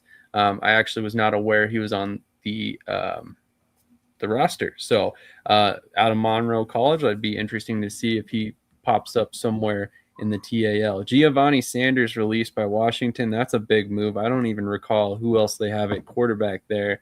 And then Giovanni Williams from Michigan was released, a fullback there. So any thoughts on any of those moves, Krish?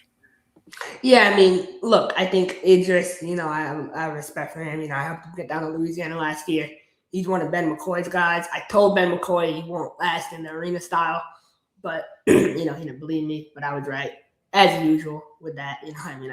I know this game at a pretty high level, so I hope he lands somewhere. Ben McCoy has been awfully quiet. I haven't heard a word from him in the chat since an hour ago, so I hope he's still watching. Demo, man, that's my boy. Really, really sad to get him released. I thought Demo was going to light it up for Albany this year. I wonder what he needs to land somewhere quick. Maybe an NAL team might be a good fit. I would like to, honestly, what would be a good situation for him in the NAL is, what was I thinking? Trying to think of a team that would be a good, maybe Amarillo he could go down to. I want him to be running back one wherever he goes. Louisiana to pair with Daenerys Antoine. There's a lot of different scenarios for him to go. I think he could go in the AF1 too. So maybe waiting for that. Angelo Gross. I know Angelo played at Michigan State with Iowa last year. Nice guy. Can't really cover. So I knew he wouldn't make it in Albany. So he's more of a safety type guy. Not a good move for them to sign him. Kai West. Kai West was supposed to be the next Jalen Ramsey in Albany, but unfortunately he's moved to Michigan. I think that's a better fit for him. But he can play, man. I mean, he made play at Minnesota State.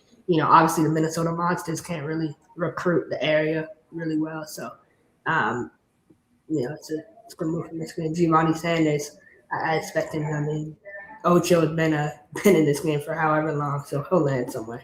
Honestly, I think an AAL team should sign him. I would love to see Wheeling or Mississippi sign Giovanni Sanders. It'd be interesting. I think at this point, the AAL teams might be more or less set at quarterback with their quarterback one. But I could definitely – Sanders is going to land somewhere. He's like he's kind of like the Josh Johnson of indoor football. You know, he's played for virtually every league and every team at some point or another, so he's got connections all over. And it's wait, I just realized Justin Arthur's in Columbus. It's on Columbus. So you're gonna be about breaking down in tears. You'll start shaking and crying when you see him in 2 weeks. You know, so what now? You're just gonna be emotional to see him. I mean, that's your guy, man. Like that's your Brett Favre. You think that highly of Justin Arthur, so. Well, that's a bad analogy because I think terribly of Brett Favre because, you know, all of the stuff he did during the end of his career and then after his career, you know, but that's beside the point. You should throw him in the back of your buggy and drive him to Southwest Kansas if you believe so highly. No need. I think he will probably be a factor there in Columbus this season, but we'll see how things pan out. Moving over to the final little transactions here for the week from yesterday. We're looking at a couple moves here, some of which are very interesting to see happen here. So first of all, Kyle Lester was released by Michigan. Kyle Lester has been playing all season in Pueblo, so that's probably why he was released. Kind of an interesting move there. I didn't even realize he had signed with Michigan. He lives in Michigan. He lives in Detroit, so he can always sign back after the Pueblo season is over. That would make sense. Makes sense for sure. Michigan released a lot of guys: Aaron Folks, Brian Horn, Cohen Russell, Keyshawn Cunningham, Autumn Folk, Deshaun Bell, Kyle Lester, CJ Bradley, Nana Asante, and then James Doerr was released by Oregon. I'm disappointed with Brian Horn, man. He played down in San Antonio last year. You know, I think he can be good somewhere. Who was that? Brian Horn, the linebacker. He played in San Antonio last year. And then James Doerr, ironically, released by Oregon, but played for Eastern Michigan. Philip Barnett, why is he listed as a wide receiver / kicker? When has Barnett ever kicked? I think they meant kick returner. I think they forgot. Okay, gotcha. I was like, what? Sounds like Barnett retired? No, I think Barnett might be signing with the Cincinnati scam team in the International League. Gotcha. The money laundering team. Yeah, so he's not playing this year. Huh? Yeah, we won't be touching on that one. Abu Bangura from Washington was placed on injured reserve. And this is a big move for them and probably why Giovanni Sanders is gone. Javai Magale has signed with Washington. Just a lack of respect for their program. You know, he quit on the team. He signed with Tucson, but it's cool. You know, you just want to bring him back because you can't find someone else. I don't know that that's necessarily the case. I mean, if you sign a guy and they sign to another league, they've shown you that they do not have a commitment to your program or your team. So when they make that and then they get released because they weren't good enough to beat out a rookie in Tucson, he got beat out by 2 quarterbacks in Tucson. One that hasn't played football in 3 years and another that's coming off an ACL tear. Yes, he's still D1. I did expect Ellis to win that battle. But my point is now he's released. He had nowhere to go. So what do you do if you're J.R. Wells? You sit there on Facebook and you flex your muscles talking about standard this, standard that. There's no standard. It's all made up. So that's another example of that. But that's what it is. We'll see you on the field. Couple things about that. I actually have some information on his release. It was not due to performance reasons. It actually it boiled down to it basically, from what he was informed, it was he didn't lead the way they had hoped. He wasn't very vocal. So I think they wanted a more vocal quarterback as their leader, which is a understandable thing for some coaching staffs. You know, some guys just prefer their quarterbacks to lead from the front, be very vocal. Other teams can, you know, get by with a guy who's not necessarily the most vocal leader on the field.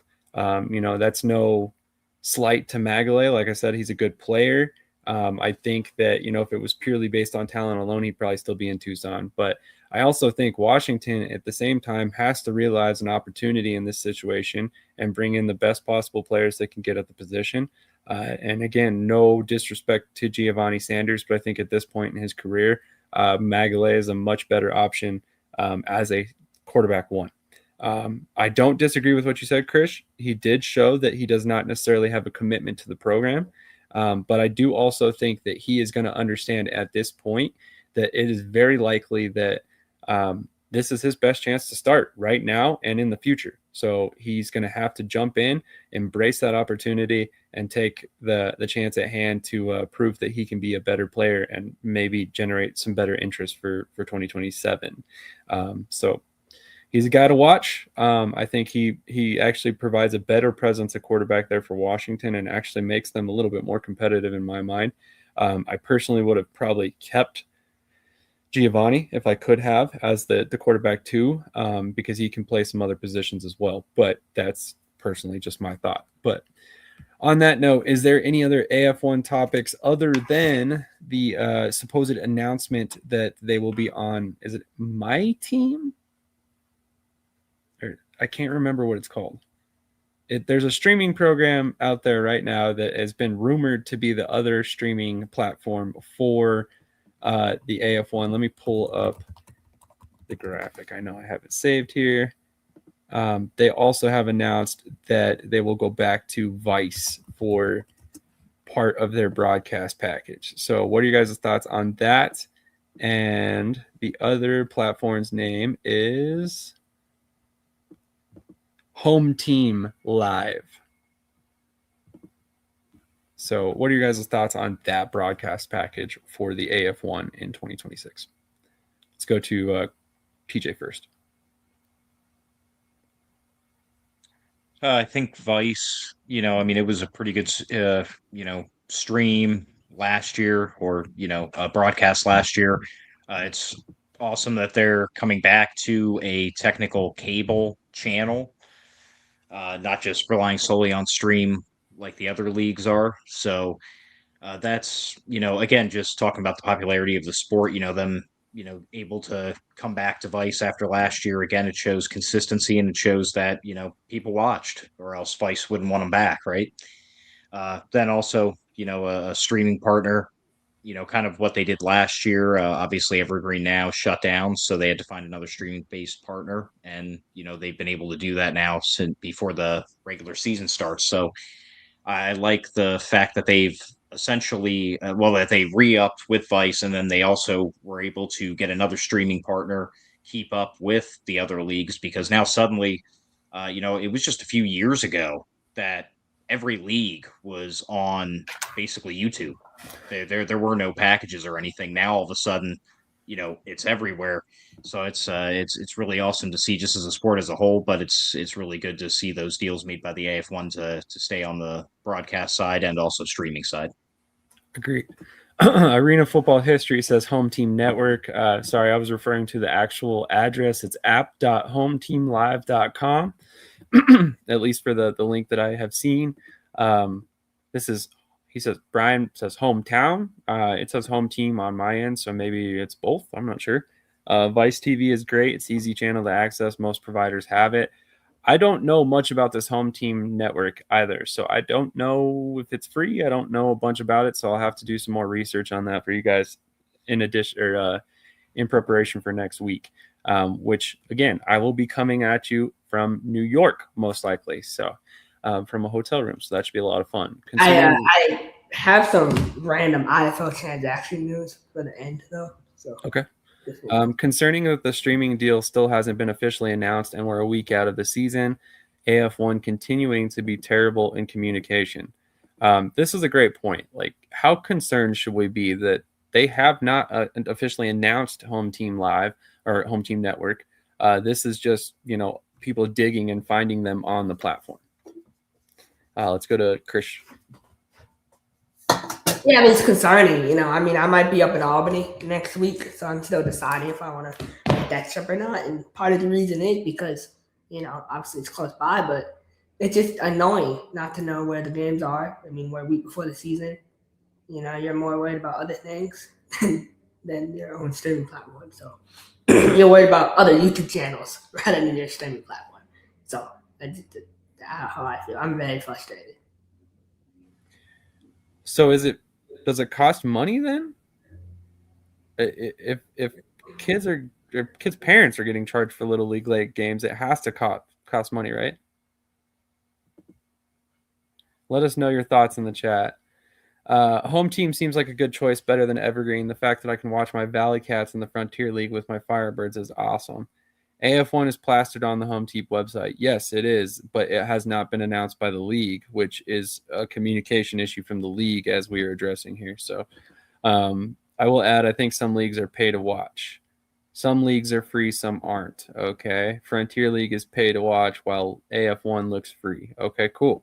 So that's cool. I mean, obviously awesome to see that they are providing a free option for some of their games at least. Vice obviously was a small cost. I think I paid like $7.59 a month or something like that through Friendly TV, FRNDLY. So definitely check that out if you want it to sign up for Vice TV. Go ahead, Krish, with your IFL transaction news, and then we'll go ahead and wrap this bad boy up at 3 minutes and 30 minutes, or 3 hours and 30 minutes. Yeah, I mean, it's not major, but I mean, we released Ali Mortada, kicker. That means we're going with Axel Perez this week. We also made a move. We released Octavius Oxtein. He's a defensive lineman out of Kentucky. Kind of surprise release, but again, the standard is the standard. So guys have to, live up to the standard here in Orlando. Either way. So another move. Let's see. Justin Terry, veteran DB.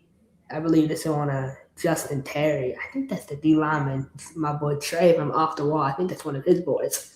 I think he's been released from Indy. And then they signed Cornelius Montgomery. He's a linebacker from Louisville. He's going to Indy. He played for us last year too. And he played for Green Bay. So nice signing there. Very nice. He was a Pirate once, so he's automatically a performer. So no, he is a very, very good locker room guy. I'm just giving you a hard time, Krish. Typically, if there's one thing I do say about the Pirates consistently is that they are always among the most talented team on paper every season, without fail. So I joke a lot about the Pirates, but I have a lot of respect for the way that they build their rosters every year. They're always a competitive team in terms of talent. So developed by the Pirates, in the alley says, please remember to hit the like button. Of course, Krish needs to come out with a Pirates coaches show. The Birmingham Stallions and Tennessee Titans don't even get this in-depth of coverage. Yeah, they fixed the time on home team. I think they're doing both. Interesting. Okay. I would be interested to see how that affects the viewership on Vice if they're streaming on a free platform in addition to it. But I'm sure the league is more concerned about getting viewers to the games, not necessarily viewers to Vice specifically. But any other thoughts, feelings, topics, anything you guys want to cover before we get out of here? It is just a good show. Excited for the opportunity. Against Quad City this week. It's always good to have your team playing, and I know my team. Again, I say this always, but no matter location, I'm just thankful to have a team to cheer for. So that's the biggest thing, right? Like we should all support our teams, no matter where they play. Be a fan, be passionate, be as passionate as me, because I believe that is what kind of helps elevate the sport as a whole. So it's all about the fans. But I'm excited for the A1. It starts next week. It's a lot of competition there, one man. Hey, I see my guy Brian in here. Beaumont, they have a hell of a team, a hell of a defense. I'll talk about it next week, but Beaumont is going to absolutely kill Oceanside. It's going to be so bad. I cannot wait. But yeah, it's going to be great. It's going to be a fun night of indoor football. So agreed. Great show today. Thanks, C-Dog. We appreciate that. I got some surprises up my sleeve. We got some good guests coming on next week, so just stay tuned. You have more guests scheduled for next week? I got some surprises, so you'll see. Okay. Alrighty then. Well, I will tell you guys that we will have a very special guest that is on the schedule for sure, and that is the Tucson Sugar Skulls owner, Mr. Edmund Marquez. So we're very excited to have him on next week to speak to him about his vision for the Sugar Skulls moving forward. One thing about him too is he grew up in New Mexico. So he gets to go back there tonight and play them. So we get to talk to him after they get the win down there. I did not know that. Krish with the knowledge. Love it. Dropping a little nugget here. Don't worry. That's coming out Monday, man. I'm glad you reminded me. I got a whole bunch of AF1 stuff coming out. Oh, God. Yeah, we won't even get on this subject. We've No, talked those about things it. are terrible. Those are high They're school. bad. Man. They're not good looking for sure. How can you pay they cheated all last year. They paid their players and coaches money. I'm just speaking of fact, right? But they can't spend money on the rings. Like, that just doesn't make sense to me.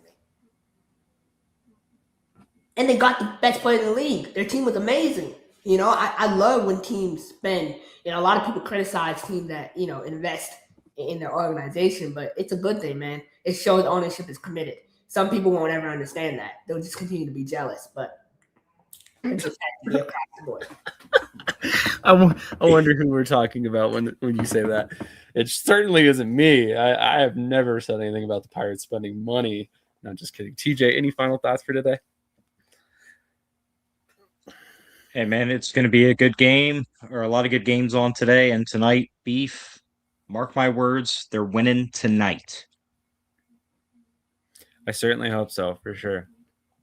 With that being said, everybody, thank you for joining us today. We've had a consistent 70-plus viewers throughout the show, hit peaks of like 90 at points in time. So really appreciate that, guys. I mean, you've been rocking with us all off season, and we can't thank you guys enough for all of the support. You know, we hope that we see you guys next weekend again. And of course, one quick last reminder, if you have not done so already, make sure you are joining our giveaway, which of course is done by doing these steps. So basically, follow Indoor and Arena Football History on TikTok and or Facebook and find the contest keyword. Join our mailing list at shadysportsnetwork.com or comment the contest keyword live during our show, and comment the contest keyword live during our show. If you got a couple bucks and you want to enter the giveaway a lot easier than that, all you have to do is click on the link that I just dropped in the chat, donate a couple dollars to Sammy Strong Foundation, which helps families with dealing with pediatric brain cancer. And in supporting them, all you have to do is send us a screenshot of the thank you screen after your donation, and you will be automatically entered to join our giveaway. Because as far as we're concerned, if you support families dealing with pediatric brain cancer, you deserve to be in our drawing. So with that being said, hit that link, go give a couple bucks to Sammy Strong. As mentioned before, we already donated, and we would love it if you did too. Great cause, couldn't be run by better people. With that being said, we will catch you guys next Saturday at 8 a.m. Eastern time. And if you're a fan of the UFL, I think we're going to try and squeeze in an episode tomorrow at 8 a.m. about the UFL. However, no guarantees yet. We're still trying to work out details on that. So with that being said, catch you guys next week. Yo, what's good? Cedric the bus driver here. I don't know about you guys, but I know what I will be doing every Tuesday, Saturday, and Sunday. And Thursday nights too. I'll be over at Shady Sports Network, so catch up with me. Holla at your boy.